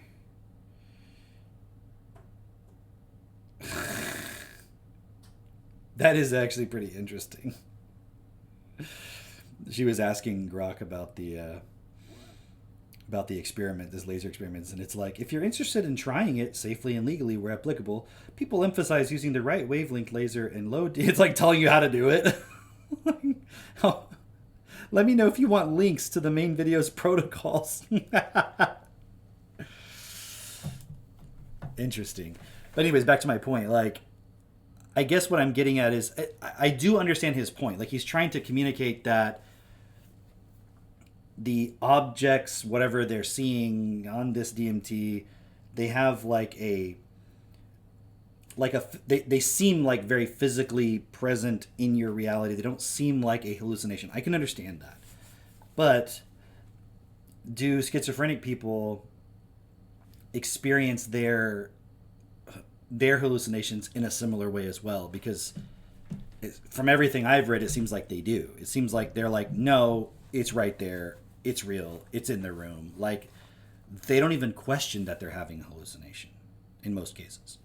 And you could say, well, but they're crazy. But they're not on a drug. Like, think about this for a moment. A schizophrenic person is not on a drug. So you can't say they're hallucinating because they took a drug.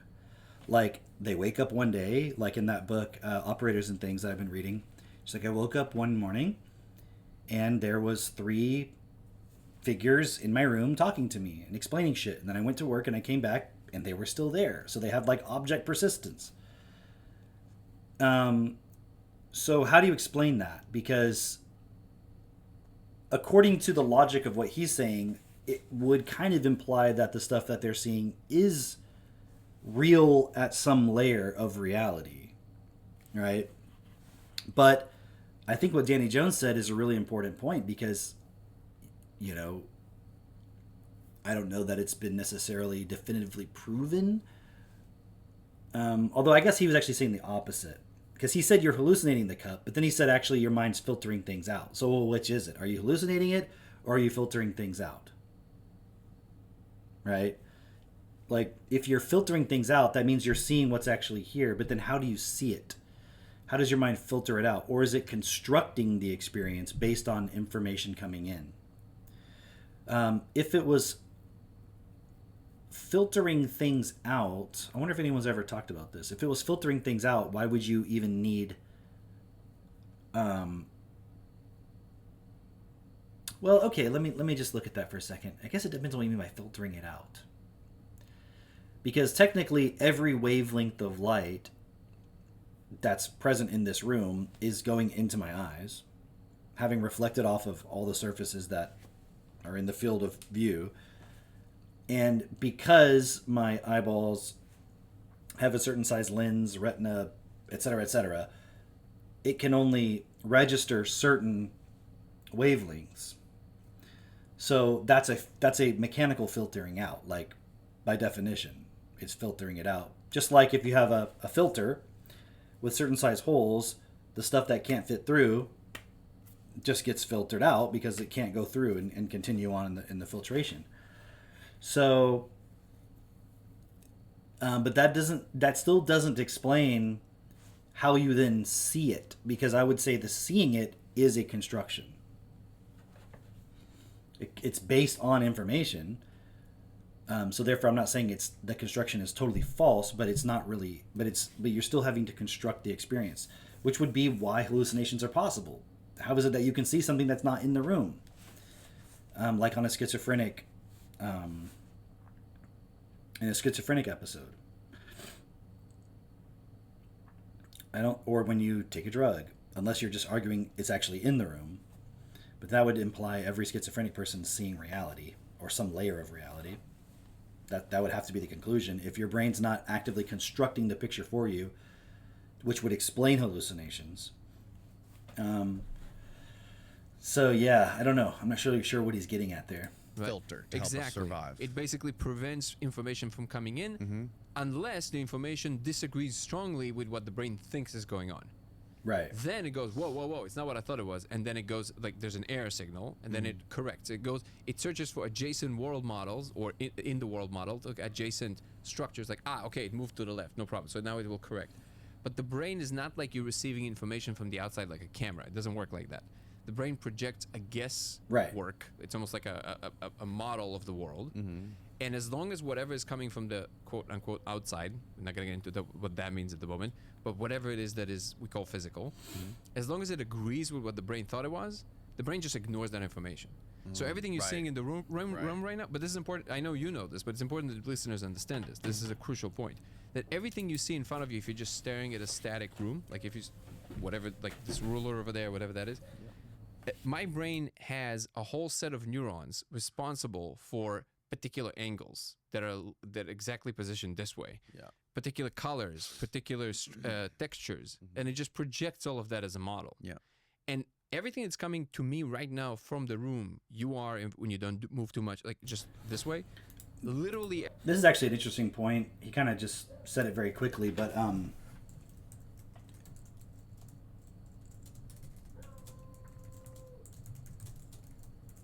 this is something I looked at a long time ago. The neurological basis of seeing words. This is not that old of an article. Let me see if this talks about what I'm talking about. No, that's not what I'm...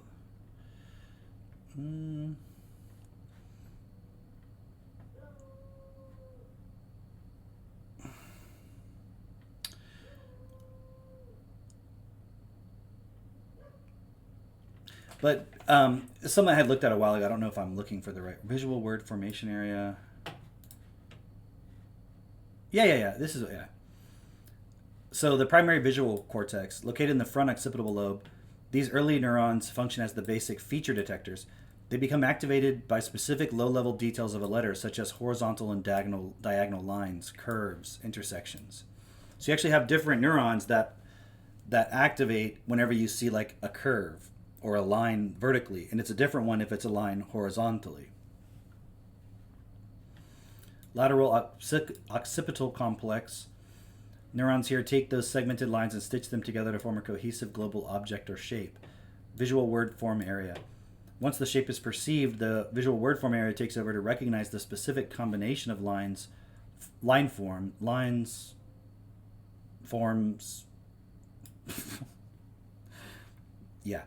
To recognize that the specific combination of lines forms an actual readable letter regardless of its font size or case.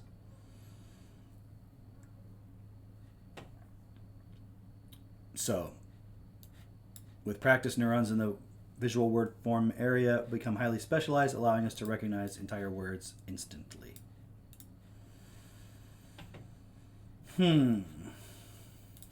Everything, all the photons are coming, informing my brain about what's going on right now, my brain ignores. Because it's exactly what it thought it was, so it just projects from the inside the model, and that's all it has to do. It actually preserves energy this way. Yes. When something surprising happens, if all of a sudden a crow is going to fly into the room, the brain will go, whoa, I didn't expect that. There's going to be a neurological, there's going to be some kind of reaction of my body, but also the brain will go, wait. And I think we looked at this a long time ago, that's the dopamine is a factor in that, recognizing things that are unexpected. I didn't expect that to happen. It will allow more of the information from the outside to inform what is going on, because now it has to pay attention to what's going on because it's new. It's not what it thought it's going to happen. But a brain have seen a crow before. So in that instance, it'll be like, yeah, it will be surprising for an instance. But very quickly, my brain will go, okay, I get it. Like a crow flew in. Right. Okay. But if you have something that is so outside of the possibilities that the brain has ever seen before, like the DMT space, it's going to start struggling because it doesn't have world models for that. It's looking through all its documents and going, this is nowhere. We don't know what this is. We don't know what this is. So it goes into this like, and we didn't sort of climb a ladder. We didn't start from point A and like gradually get ourselves to point X, right? We're just jumping from A to X. So we're not building that understanding or that scaffolding, if you will. That's a great point. Yeah. That's exactly what it is. It's just kind of surprising, and it's an island of information versus a map of information. Right. Exactly. So, why are we saying all this? is because I discovered from Anil Seth's book, Being You, that there's a term that cognitive scientists actually use that exists. It's called objectness, not objectiveness, objectness. It's used to describe the repertoire of all the qualities that a real object in three-dimensional space has. So this is almost like an unfakeable bill. Now, I'm sure very soon with VR we'll be able to fake it, but it's actually very difficult. For a good example of this is that people that have synesthesia, and this is something he mentions in the book, people that have, they associate colors with particular numbers, or their senses cross paths, right? So you can induce synesthesia with psychedelics, but some people are born with it, or they had an accident and all of a sudden it happens. And sometimes they would see colors that are not there, so to speak. Like it's just projected from the brain. But nevertheless, people with synesthesia never confuse synesthetic colors with regular colors, because real colors have objectness. There's a certain way that ambient light hits these objects. I'm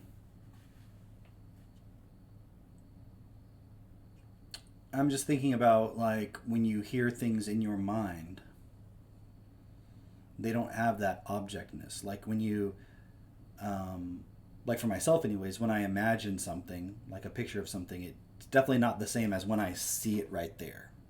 And there's some people that I've talked to that are like, no, I mean, I can see something right there. Like I don't visualize things like that. Like I can't just look into at a room and be like, I'm imagining a chair and it's right there and I can see it. Like I can see it in my mind's eye, but it doesn't have that same objectness like he's referring to, like versus like the actual chair there. That when your brain is projecting it from the inside, it looks different. It doesn't have the same... But I also don't even see it at all in my visual field. It's just like an internal point. So it's probably different than what he's saying qualitatively. Repertoire of all the qualities that three-dimensional space provides. Does that make sense? Okay. So the code, for all intents and purposes, has this quality of objectness. You can't touch it, that's true, but that's the only thing that is missing. Everything else behaves like it has objectness. You move your head around it, it doesn't care. It's just, you're going to see the parallax effect, just like you would with a regular You can object. even move the laser and it stays still. Oh yeah, it stays still. It stays with its own motion on its own side. Yes. It doesn't care about what the laser is doing. Right. So it literally looks like you shining. It's like you're in a pitch black room moving a flashlight around, exactly. exposing things. And actually, the best description I've ever heard was by this woman who saw the code, and she said it looks like we're looking through a microscope. And that was the closest description that I've ever heard. Like literally, you're looking into a new world, you're looking into a new dimension, and it just does what it does. Now, it is also important to mention, to be quite fair, is because even Gallimore himself, as far as I know, he never tried it yet, but he did say on a few occasions that actually seeing language.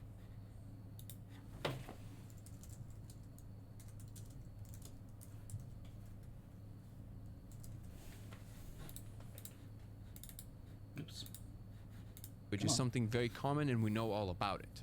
He did say this. He said that with a lot of psychedelics we see language.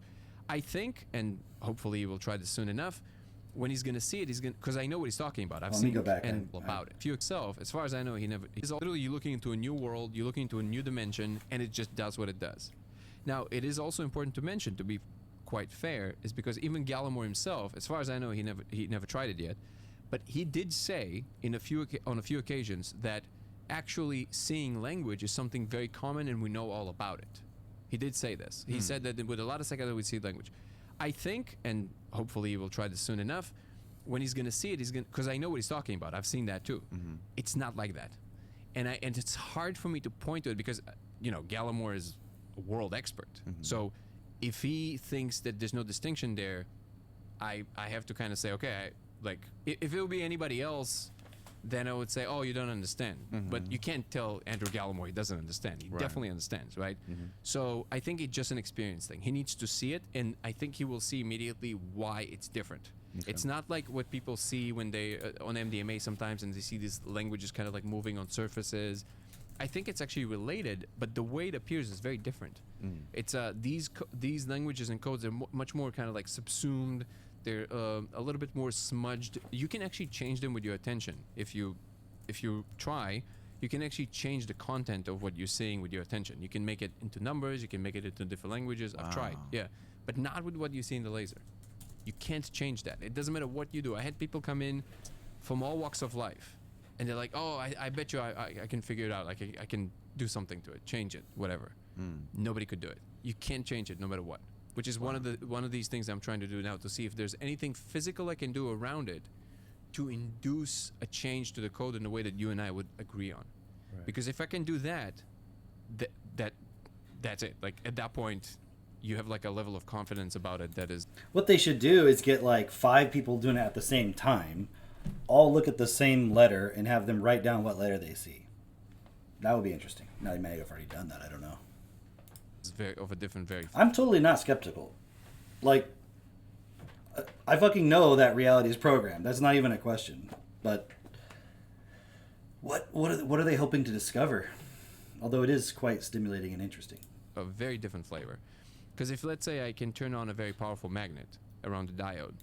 Oh, and Kate, I know you're watching right now. Maybe we won't do the whole damn fucking thing, but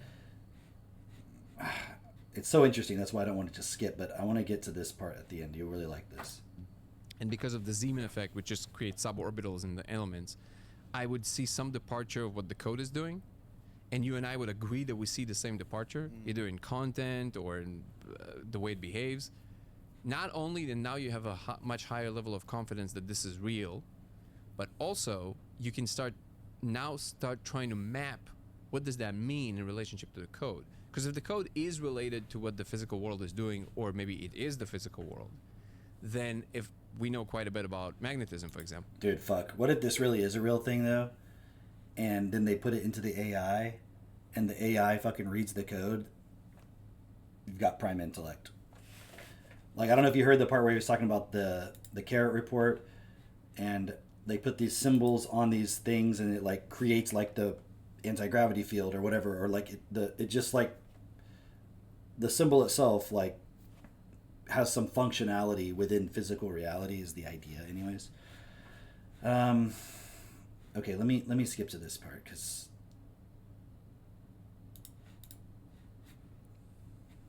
Yeah. Do you think it's possible that AGI is going to save us? Yes. Really? Yes. I think it's our only way out. You don't think that it's going to essentially render us obsolete when it gets merged with stuff like quantum computing, and basically we're basically meaningless to them? No, do you know why? Why? Because it's us.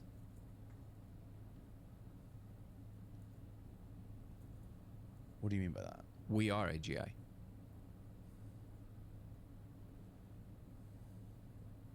I'm not following. You and I. I knew you'd and like that everything part, Kate. humanity is the AGI that we're so scared of. And all the things now that we call AI, they're just extensions of what we are. And we haven't learned how to fully integrate them and wear them as a suit yet. But we're basically, yeah. Okay. So now they feel external. They feel something else, but they're not. They're us. So essentially, you have information evolving from the beginning of time. That information eventually finds new ways and new degrees of freedom to operate in different kinds of spaces. This is the best way that information found to operate in our little corner of the universe. This idea, this whole transhumanist idea of like, oh, you just want humans to go away and be replaced by something else. That's what the history of everything in the universe is. Why do we think for 1 second that what we are is so special? So it's the opposite of what it tries to express. So this whole movement is trying to express humility, right? It wants to say, hey, who do you think we are? We're nothing in comparison to everything. When in reality, by doing that, you're essentially isolating yourself, and you're saying, look, we're special. We're so special that we can be called different outside of nature. Saying, well, that's unnatural because that's just made in a lab. Well, wait a second. You are nature. You are the universe doing whatever it is you're doing in a lab. If you think you're somehow outside of that, Right. Which is true, but again, what's the fucking starting point? What is the starting point of what we're doing? And that's the problem, is like,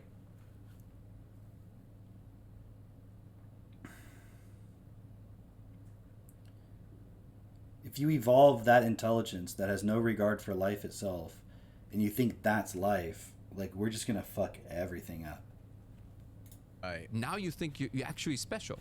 I know for some people this sounds so amazing. It's like, yes, we're gonna evolve into the super intelligence and all this stuff, and it's like, how do I get that across? It's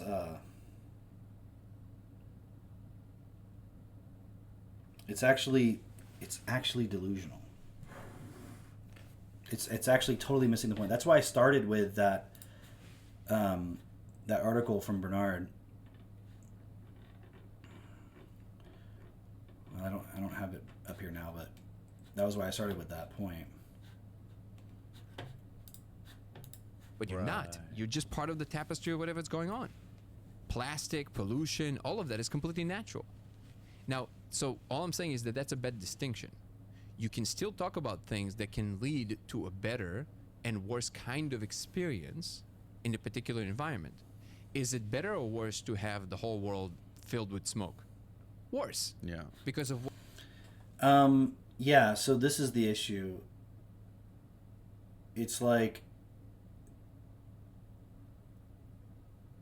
he's saying it's like a humility point where it's like, who are we? Who are we that we think we're so special? We're nothing actually compared to everything that is. But actually we are that. It actually is us. It's like, well, which is it? Is it us or is it not? Are we nothing compared to it, or are we it? And if you're seeing that there's a code in reality, that means everything is running like a program. What the fuck is that about? Like, there's no sense of self-responsibility to it. It's like, oh, look, I've discovered I'm part of a program, and we just got to keep evolving this program, not even questioning the fact of, like, why is it programmed? And right now, with things as they are, we could cooperate as human beings and have a heaven on earth.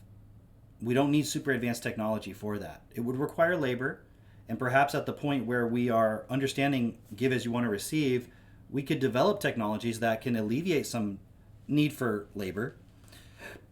But this trajectory is, it's like trying to equate intelligence itself with life. And I think it's actually extremely arrogant. So it's actually the reverse of what he's saying. It's seen like it's a point of humility, but it makes me wonder. I'm starting to connect a couple dots here. Why these guys are so obsessed with DMT. Not just him personally, but like all these AI tech people, all this stuff.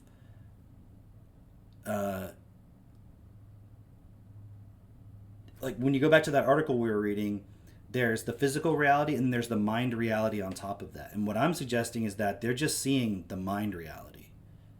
And we want to give all of our power, all of our everything into like ramping up that mind reality. And the mind reality has no regard for the physical. It's actually abusing the physical just to generate the mind reality. And if we, as human beings, as we are now, can't see the common sense of like, the mind is not the generator of reality. The mind is only a tool. It's not, in fact, the physical reality itself. It's a way of experiencing the physical reality. But what we do is we make that like something more, the primary point, the most important point. So when he's like, oh, it's actually a humbling thing. No, it's not. It's actually putting the mind above everything. It's like who we are is intelligence. It's really just intelligence and information that's been... Man, I really want people to study Destiny because some things that are so obvious, the problem is it's not obvious because you have no context for it. Everything this guy says is like the ultimate expression of the mind wanting to be real, wanting to take total control. Like all of this just leads to prime intellect, period. I mean, assuming it's even practically possible. Whether it is or not, this starting point is the prime intellect point. what we understand about how living things operate, and there's a much better way to operate, right? But that has nothing to do with what's natural and unnatural. Right. What this eliminates is this delusion that somehow we're outside of nature. There's nature and then there's us. And we're the disease. Right. And that kind of thinking is actually the thing that leads to your demise, because you see yourself as the problem. Versus you're this very advanced thing that nature is doing, through which it now found a way to build a bigger bridge through silicon. And now eventually you're going to learn how to merge with it. And then you don't become something else. You're exactly what you were the whole time. It's just that now you understand the full potential of what that thing is. In other words, if you ask yourself, if you imagine this AGI in a computer that we always imagine, Skynet, right? That thing becoming conscious inside of the computer. Yeah. And then See, hold on, I want to just pause for a second. Let me find that. Where was that interview I was looking at? Wasn't it this one? Here it is.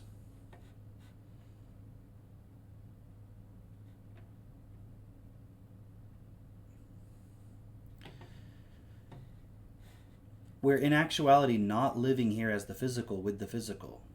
Yes, we're in this physical world, this physical existence, but we're not as and of it equal and one here. We're abusing it to superimpose our mind reality upon it. The mind reality we superimposed upon it as the unified consciousness field. And so if we're seeing this program, this is it. This is the point. We're seeing this program, I mean, again, taking everything he's saying at face value. We're seeing this code, but assuming that that's the truth. Not considering maybe somebody injected code into reality, and you're now seeing a consequence. You're not seeing reality itself. You're just seeing what reality has become. And without the context of studying destiny, you just won't see where we've been and where all this is going to go. Because you're thinking, it's like for the first time, we're finally waking up. It's like, no, dude, this has happened again and again and again. A projected reality from within and as our own minds, manifested upon the actual reality as the physical. The projected reality superimposed upon the actual physical reality.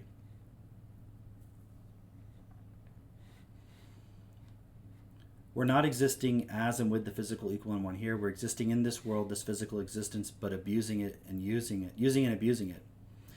To exist, function, operate, and experience ourselves in and as our own superimposed mind reality, both within and without. Each being's conscious mind is now manifested as this unified consciousness field of and as this reality. Wherein everything of and as this world as what it exists as, how it functions and operate, what it functions and operate through, and all that it experience themselves within, and as it now exists as each being's unconscious mind equal and one. So it's like we're using our mind to perceive it, thinking that we're seeing reality, but we're just seeing the mind. So it just really shows me even further, because I already kind of knew intuitively, or just commonsensically, I suppose, that when you're taking DMT, you're just seeing the inner workings of your mind. So even the fact that people are seeing this thing that seems the same and everyone's seeing the same thing doesn't mean you're seeing physical reality. You're just seeing the unconscious mind that's within all of us. and runs and whatever. So if you ask yourself, how long would it take it to realize that it is this thing inside of a computer, then there's like all these people outside and whatever it is, how long would it take it to do that?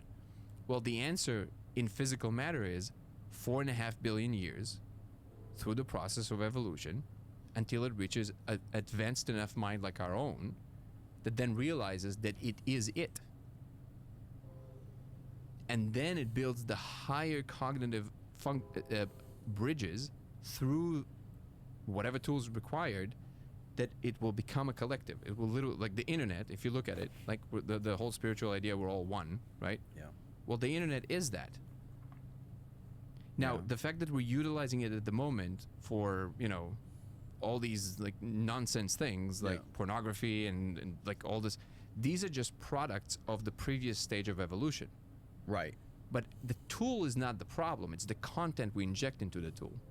Mm-hmm. So if we utilize the internet to remove all this nonsense and we just use it for like a global communication system of deep meaning, profundity, connection, exchanging ideas that can lead to like larger understandings of what is possible. All that sounds great, except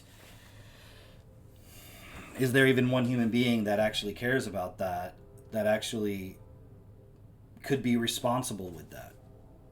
So again, it's actually a way of removing self-responsibility, because it's like, well, once this super intelligent awareness is there, then we'll remove all the negative stuff, and then we'll have all of the deep, meaningful conversations. Like, we could have those right now. It's not because of the lack of AGI. It's because of the self-interest within each of us, within who we really are. If you give a self-interested mind consciousness system, hypothetically, the keys to reality, like, that's what's already manifested the reality we're in right now as it is. So this is just like a hyper evolving of that same point. And that's the problem with when you believe the theory of evolution. You think it all started back in the Big Bang. That was the first time it ever happened, and we're just becoming aware. It's all just a delusion, actually. How to fix global warming, all of these things. Now the tool is not so bad. It's just, what is our value system? Who are we really in relationship to the world is determined by our value systems. A value system is the thing that guides us towards this direction, this direction. There's no guarantees, by the way. Right. Well, okay, I can agree with that point in the sense that, yes, AI and all this stuff in itself isn't good or bad. The value system is what's important. But what I don't hear him talking about is any actual real value system that makes sense. I only hear, like, this is the first time he's even mentioned the point here. And it's like lip service, like deeper meaning and connection. Like, why isn't that happening right now? And the reason why it's not happening right now in our reality is not because we don't have the AGI. I only see the AGI it's a myth. It's no different than the myth of God that's just used to control slaves. That's what the AGI is for. Whether it's the actual AGI that people say it is, or whether it's just a control system, a literal AI surveillance manipulation control system, or if it's full-fledged some super intelligent computer network, I don't know. But it'll definitely be intelligent in the sense of constantly gathering intelligence on everybody, seeing what everybody does is at a very micro level. To me, it's like a Trojan horse. It's playing upon everybody's desire, where you feel like you're not enough, you don't know enough, you can't change. There's got to be some savior. It's this thing that we can create, and then we'll all go to the next level. It's still just the same spiritual trap that's been going on this whole time. And I don't know how much the tech people that are building this shit actually believe that's what they're creating. Are they that delusional, or are they honest with themselves? Like, no, we're just tricking everybody because we just want to control and we want to be on top and be in power.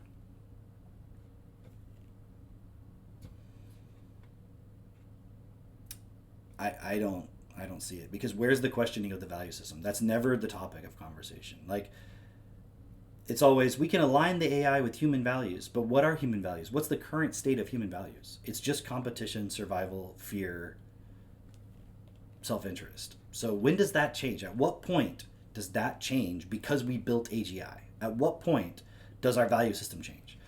And again, it's like the flat earth thing. It's like if everybody took LSD and realized the oneness. Dude, we already fucking did that. We did that in the 60s. Where are all those people now? Because they all fucking took LSD and fucked each other and lived on communes, and then it all fell apart because the human self-interest ego just couldn't fucking actually work together as equals. Yeah, Sandra, we spend 26 times the cost of ending world hunger every year on Christmas. Is AGI going to fix that? And here's the thing. Let's say it does become that thing that's going to end all that. I'm just talking in a very hypothetical sense. If this super intelligence emerges, that's like, I realize the value of all things and I'm going to correct the problem. It's going to see individual human beings and say, there's no way you're going to take responsibility for yourself in your mind. I will now just control you. Like, be realistic. Be self-honest about the situation we face in this world. Right? Like, you look at these videos of people getting on the train in India, and they're just like all shoving each other, like pushing and shoving and knocking people down just to get on the train to rush to work. How are those people going to change because AGI exists? You're going to give people who have been programmed with like a scarcity mindset, a survival fear instinct, a competition instinct, you're going to give them a superpower? How is this thing going to be managed? You see, it's all fantasy. I'm not saying the technology can't get to that point, but the idea that it's going to produce a world peace sort of situation, to me, it's so obvious. I don't know if I'm making it clear or not. It's whether the people building it sincerely believe that or not. Let's even assume they sincerely believe it. It's not real. It's not going to do those things. It's not going to make utopia, peace on earth.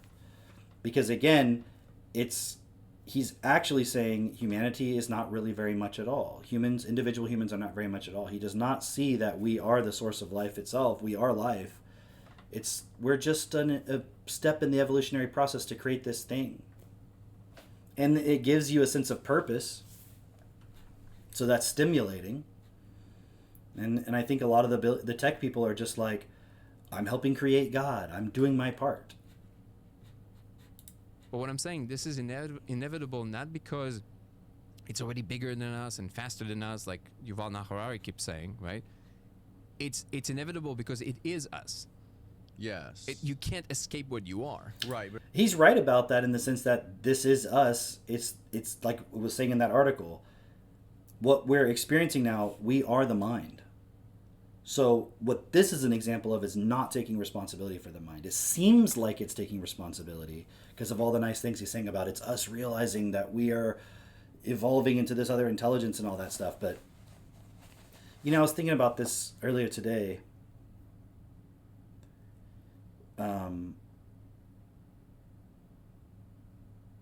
What was the point? It was something to do with like the animals. I was observing like the cows or something, and I was just like, they don't think about what they look like.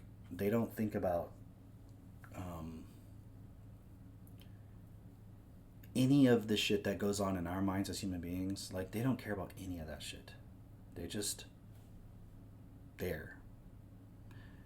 And although I would not want to be a cow, at least from what I can perceive as being a human being, I'd rather be a human being. But a cow is a cow, and we can make their existence as pleasant as possible in the form they're in. But I think I know the way that we look at things is like a cow is just a means to an end from my experience. That is how we operate. So I don't see how that mentality, that starting point, given super intelligence, AI capabilities, it only ends in disaster. Nobody can prove me wrong on that because nobody will utter the words best for all. Nobody will even fucking say it. They'll immediately argue about it. It's like, if you can't grasp that simple fucking point, you're not ready to have the keys to the universe, the keys to manifesting everything. What makes you think that the psychopathic people in this world wouldn't take whatever this superintelligence is and find a way to fuck everybody else? Like, seriously. Oh, but the AGI will be so smart. It'll be like God. So it'll just control everybody? It's either going to be us and we're going to free ourselves into whatever we want to do, or it's going to control us. And if it's not going to control us, have the psychopaths changed? Are they going to suddenly be like, oh, yes, let's connect and let's go listen to the actual billionaires. Go spend time with them and look at how they think and how they operate. They don't give a fuck. They just want to win. They don't care. I'm not judging them. I'm just like, go spend time with a fucking drug cartel kingpin leader. Okay, if you want a different example. And ask yourself, what would that person do with a super advanced fucking AGI, super computer projection capability, whatever? What do you think they would do with it? So what are you going to do about that person? And then instead of just only projecting them as the bad guy, look within yourself. Look at all the shit you participate in every day in your mind, thoughts about people, frustrations, irritations, annoyances, desires, fantasies, all kinds of shit. This doesn't solve any of that. There's only one way to solve that. And it's not with something else from the outside that is going to do everything for you and make you more. It's going to be you taking responsibility for who you are and the decisions you make, your starting point, like fundamentally. Because that's the point that has never occurred ever, that we've really, each of us individually, taken responsibility for that. Because I think what people are looking for in this, like that idea of like merging with the AI intelligence, it's like you're thinking, it's like what people are looking for when they trip on DMT or psychedelics, like that more experience, right? And I would suggest that experience already exists. Not experience, but like there's relatively infinite complexity in physical reality itself already. And everything we're layering on top of it, it seems like there's more in that direction. But it's like those fractal zooms we were looking at, where you can just constantly keep zooming in and zooming in and zooming in and zooming in and zooming in and zooming in. But we haven't even really learned how to just coexist here together as equals, where we actually care about each other. There's no amount of zooming in, zooming in, zooming in experience that's going to get you to realize that. You're just going to get lost in that zooming in. But I think the scariest part about it is that until it becomes its own thing, that somebody with nefarious intentions is going to be the one that controls that. Exactly. Sure. No guarantees. Just like with the beginning Yeah, of no guarantees. Yeah. Maybe we should just create the superpower thing that could be totally abused to fuck everybody first and then see what happens. Or we could sort that out now. But this shit is inevitable, it seems like, so we better get our shit together in the meantime. Google's AI. What was it called again? What was Google's AI? Whatever it was. Oracle? Is that what it was? Yeah. When like they injected all of this woke stuff into like you search for Julius Caesar and they'd pull up like a black Julius Caesar or whatever, like a 300-pound overweight black Julius Caesar, just to like inject some sort of ideology. That's what I'm saying. Like, how do you know? Like Well, what is the correct ideology? Why do we place value on Julius Caesar in the first place? That's an ideology in itself. scariest part is human beings in our ape form with the way we think now, injecting that into something that's so powerful. In our ape form. Like apes are so bad. It's not our ape form, it's our mind. See, this is the problem. We think we're in a devolved physical state, and that's why we're not as benevolent as we could be. It's because we're in a highly evolved, advanced mind form that we're fucked up, because we put everything into that. So it's not our ape form, it's not our physical form that's the problem, it's the mind point. Powerful. Mm-hmm. It could destroy us. Imagine we're flying a spaceship. It's flying in one direction, it's flying really, really fast. You have a pilot in there We don't have to imagine it, because that is the Earth, but that has to pay all the attention on moving through this very, very, very narrow. yeah, exactly. That's the trap of evolution theory. It's like we're the best we could ever have been so far. It's like, no, it's actually a de-evolution process that we've been going through this whole time. We're just going more and more away from the physical reality. Entrance of something, Mm-hmm. right? It's also a judgment, because you look at an ape and you're like, well, I wouldn't want to fucking live in the jungle and have to eat bananas all day and like not have air conditioning and not have an iPad or anything like that. So it's like you look down on the animals. And that's what evolution programs into us. The spaceship can't, let's pretend the spaceship can't stop. It's just going forward and that's it. Mm-hmm. So the argument that people are having is like, should we slow down this ship that cannot slow down? Okay? The only thing you should be focusing on is going through that narrow entry. Yeah.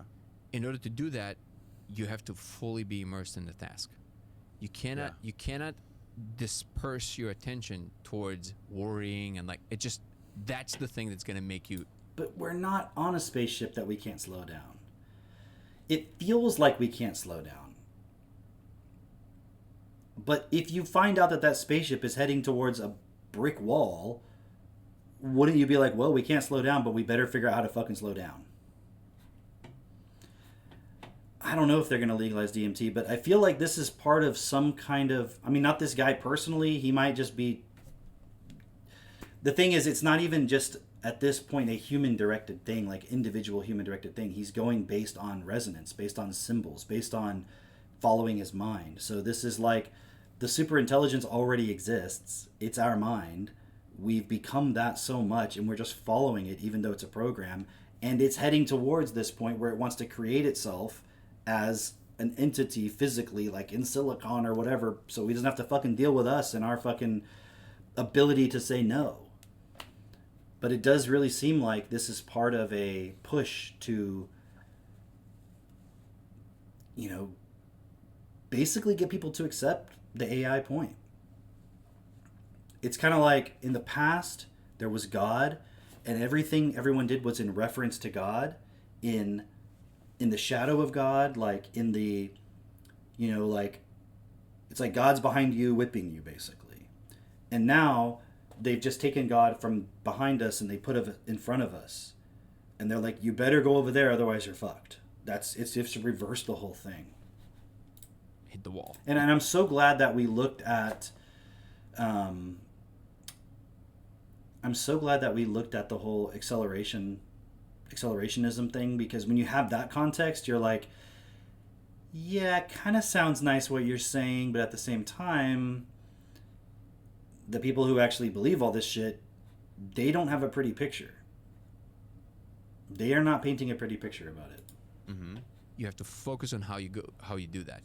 It's inevitable. Yes. Yes. Yeah, that is a bit ironic. It deleted your comment about your joke about AI delivering shrooms to your house. It's like, I can't talk about drugs. I'm like, like, okay. It's just the AI being overly, like, see, the AI is going to let you do whatever you want, except really talk about anything. Sure. That's all I'm saying. Okay. And now time will tell if, of course, I'm not claiming to be some kind of a omnipotent being here and to know that that is necessarily the answer. My strong intuition, that is the case. And we're about to discover that that is the case. I think that the big discovery is that there is no thing that is going to arise in the system from the other side. Yeah, I see. Yeah. I see what you're saying, but it's like, But it's like, if you go and you throw all your shit in your house onto the ground and make a big mess, and you look at it and you go, wow, that's me. That's all it is. Like, yep, that's me. I am that mess. I created that. That's me. So it's not really that profound of a realization to be like, oh, reality is me. I mean, we've been saying it the whole time on this stream ever since I started. But there's no direct responsibility implied. It's like, let's just create this awesome thing because it's us. A guy who abuses his wife and kids, that's him. That in itself doesn't justify the thing that he did.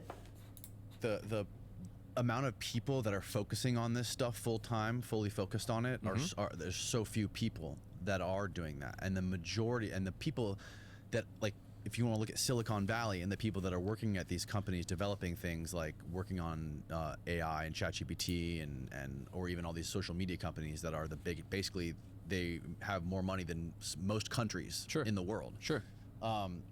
They are focusing all of their attention on I mean, first of all, these are huge corporations, giant bureaucracies of people with their own personal aspirations, trying to climb their ranks into a company to make more money, to please people that sit on top of this board, right? Members of the board.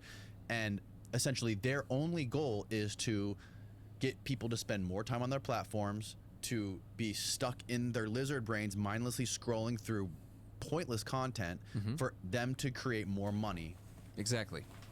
For the wrong like the wrong ends. So the only answer is all of this human power and human potential is aimed at the completely wrong target. You're absolutely right. So the only way out of this is to adopt an attitude based on a completely different value system fast enough that even these people at the top would actually not think like that. And actually think, okay, I have enough, we have enough. How do we now work towards the global goal versus just my personal goal? See, that's the hope, isn't it? You think that a person who spent their entire life just on that pursuit of more and more and more for me, is going to suddenly just make the switch. That's the problem we face as humanity, collectively and individually, is we've spent lifetimes, eternities on this path of me. I'm guilty of it too. Every single individual human being. And now we're at that point where now we have to make the decision he's talking about. Like, oh yeah, in the future, like it'll become so amazing and super abundant that even the really rich people, they'll realize now, how do we distribute this to everybody? They ain't gonna fucking do that. They're gonna go, too many people. Bye-bye. Oh, they would never do that. Have you not studied history? Do you don't think wars happen where people go and die and fight because the enemy is a godless nation and they don't like our freedoms and so forth, and then they just send people to go die when they know they're going to die? Look at the war in Ukraine. It's fucking insane. Look at World War I. Look at World War II. So like right now, we could just face this point in each of us right now. And not everyone's going to be aware, but I mean, if you're watching this stream, you could become aware. Like, how do I tackle this problem right now within me? Why would I expect these billionaires, trillionaires in the future who have all power and control to be like, I think I have enough now. Maybe, you know what? Let's look at perhaps giving it to everybody and supporting everybody. They could do that. Or they could be like, I control everything. We have robots. We don't need all these people. So if you don't want that to happen, start the process within yourself now, that if you were in their shoes, you know the decision you would make. You would trust yourself. No, of course, that's obviously...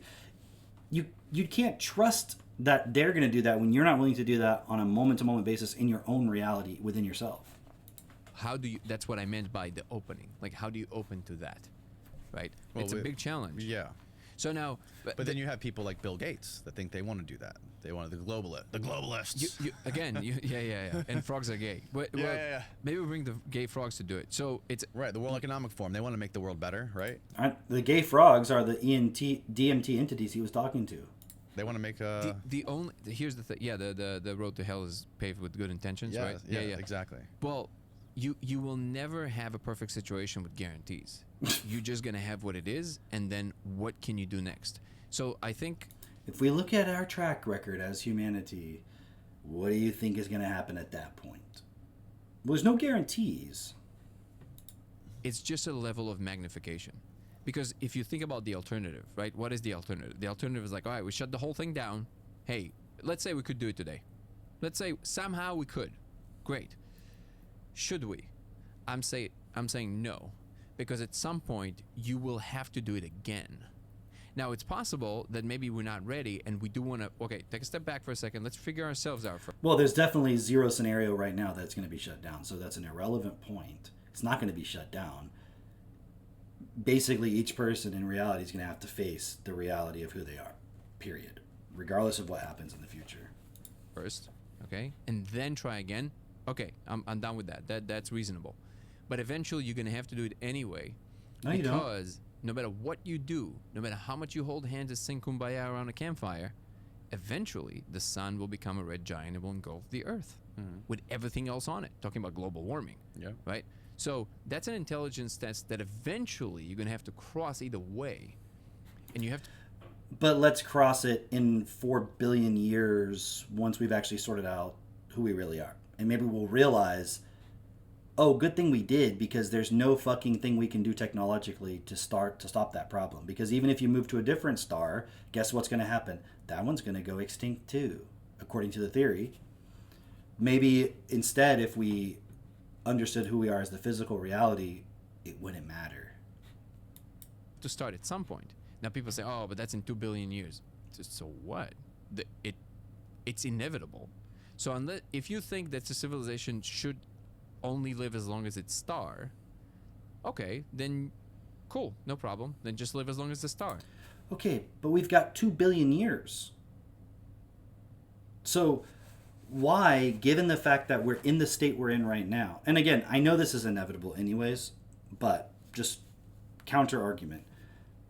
Given that humanity, individually and collectively, is in a hyper-competitive state where we do not value each other equally, and we can predict with 99.99999% accuracy that creating this super intelligent AI system that's omnipresent is only going to be abused by a very small percentage of people. Period. Then maybe we should slow it down and we should sort out this problem first, which we can already do now. We already have the internet. We already can communicate with each other. We have the tools. We have the process, the inner process. We can create a money system. We can organize everybody in a way of working together where we produce what we need, that we can all have a good life here with the technology we have. And then in 1 billion years, we can work on solving the problem with the sun, because we'll have 1 billion years left after that. I'm just saying, like, you're acting like 2 billion years. Well, inevitably we're going to have to do it, so you might as well do it right now. I don't think humanity's ready for this. But at the same time, I know it's inevitable. So it's just, what it's really going to do is push everybody to really question everything. That's really what it's going to do. Because it's not going to create peace on Earth. It's definitely going to create more of an existential crisis within everybody. It's just forcing that's the real singularity. It's just forcing everybody into, like, realizing, like, okay, who the fuck am I? Like, why am I here? What is the point of reality? Should I take responsibility for myself as a physical reality or not? But I think, look at all this real estate out there. I think that things like us arise for a reason. The reason that we can build artifacts that can go to space, the reason that we can interact with this higher knowledge that some people now demonize and say, no, this is just like, it's for your own personal gain. It's the only reason you care about it. No. It's like, why do we care more what happens in 2 billion years than we care what happens to 2 billion people right now? Like, right now on this Earth, on this planet that we're a part of, that we're participating in this system, like, people are fucked. They're fucked right now. So, I care so much about humanity that we need to solve the problem of the sun going extinct, and that's why we got to build this AI. I'm like, and here's the bigger point, okay? Here's really what it's about, now that I look at it. I'm not anti-AI. I'm not anti-technology. I think technology is really cool, and it can be very beneficial to us if used in a way that's best. But right now, if you look at the economy, it's like all the money's being poured into creating this as if it's our savior, instead of figuring out a way to use that money to stabilize everybody within a balanced life right now, right here.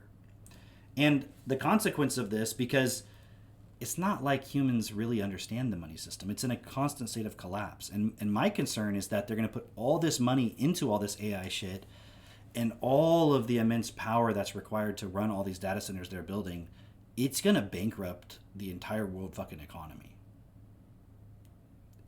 And every time we bankrupt the economy, we have to have a big world war, because we got to revitalize the economy. So it's just this nice utopia, peaceful, awesome sounding idea that we're doing here. But if you just look at history, we're just pushing ourselves to a point where there's going to be a large global conflict. So I don't see how any of this pans out in this really nice utopian way they're saying. No, I think it's actually the same self-preservation They're saying thing. that about what? About technology, about... Yeah, Katie, you're making a great point too. Like, you escape the planet, you just bring all of your human mind problems with you. So it's just total bullshit. Clearly, the mind consciousness system is manipulating this guy to push this point. Just like Jason Giorgiani, same thing. It's like, we got to build the AI. It's the only way to combat the super intelligent overlords that are running the reincarnation system. So we got to build the AI. Science, right? And I think it's the same preservation that we had from the beginning of time. It just takes a different form, and a much larger form.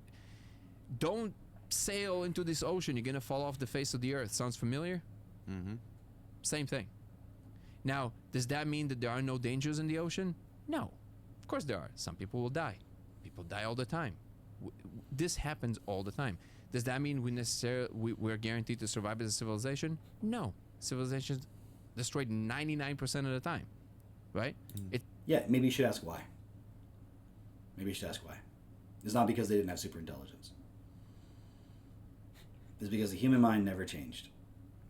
And the thing that destroyed civilization 99% of the time, that same logic is what's being used to create the AI right now. it's that same mindset of just growth. We have to grow. But the growth isn't so that everybody can have a dignified life. It's just so that the money system can keep going, so that in the future, maybe someday we'll create that. Maybe. Anyways, man. I don't know what this fucking DMT code laser stuff is. I don't know if it's a real thing. I don't know if it's just a drug trip. I don't know if they're just seeing something in their mind and they're just seeing the code of their mind. But damn, dude, like what maybe that's the problem. What if it's literally just the code of our programming and how the mind functions? You give that to an AI, it's like, now I know exactly how to manipulate you. Dangerous shit. All right, I'm leaving it at that for tonight, guys. Don't do DMT. Just do Destiny. And I will see you guys, not tomorrow, because tomorrow's Sunday, but I will be on the podcast tomorrow. Aren't people having religious experiences about God and Jesus now? Yeah, but that's been happening forever. I won't see you tomorrow night on the stream. Tomorrow morning at 9:30 on X at Be Self Perfected. We do our podcast with Drake and Mitch, so I'll be doing that tomorrow. 9:15. I think I said something else. 9:15 a.m. Central. Live on X. And and then I'll be back with the live stream back on Monday as usual, 8:30 p.m. Central, back here. Okay, see you guys. Have a good night. Bye.